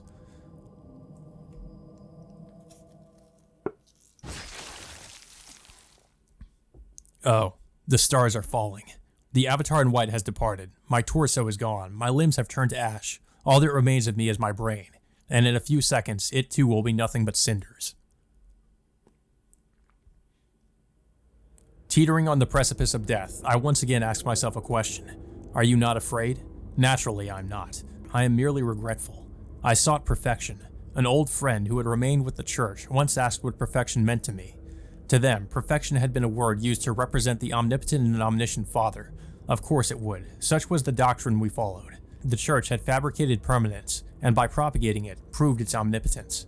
Even though they know the world keeps expanding, they still insist that the universe is permanently fixed. But that's wrong, completely wrong. Such permanence is woefully outdated. Those who advance our knowledge and awareness will always be humans living in the present. What value is there in omnipotence of the past? Perfection cannot be something that exists. It has to be a place for us to reach. Humanity's destination, humanity's conclusion. The meaning of my soul, the answer to what it is we must accomplish. I want to arrive at that conclusion. That is the state of true permanence, one onto which nothing can be added, and from which nothing can be taken away. Ergo, the sole thing upon this earth that could be referred to as eternal. The vampires known as the ancestors seek eternity itself. I, however, seek the means of reaching eternity. It's only natural that they hold my heresy in contempt. We are, after all, fundamentally different beings. My voyage is not misguided, this I know, even if my methods themselves may be. Yet those words are nothing but a scream into the void. The theologian I had been died when I reached the castle surrounded by the flowers of the planet in full bloom. Eternity was already there. Nay, something I wanted to retain for eternity was there. It doesn't matter how many times I depart this world. The hatred and joy I feel each time is still strong enough to tear me to shreds. Back then, I weighed knowing all of the world against knowing her. In that instant, the theologian within me died. So take heed, my friend, and carve this warning deep into your soul. There is no greater sin than turning a human's gaze upon the luminary of the planet. Once everything has come and gone, you will surely understand what it is that you have fallen in love with.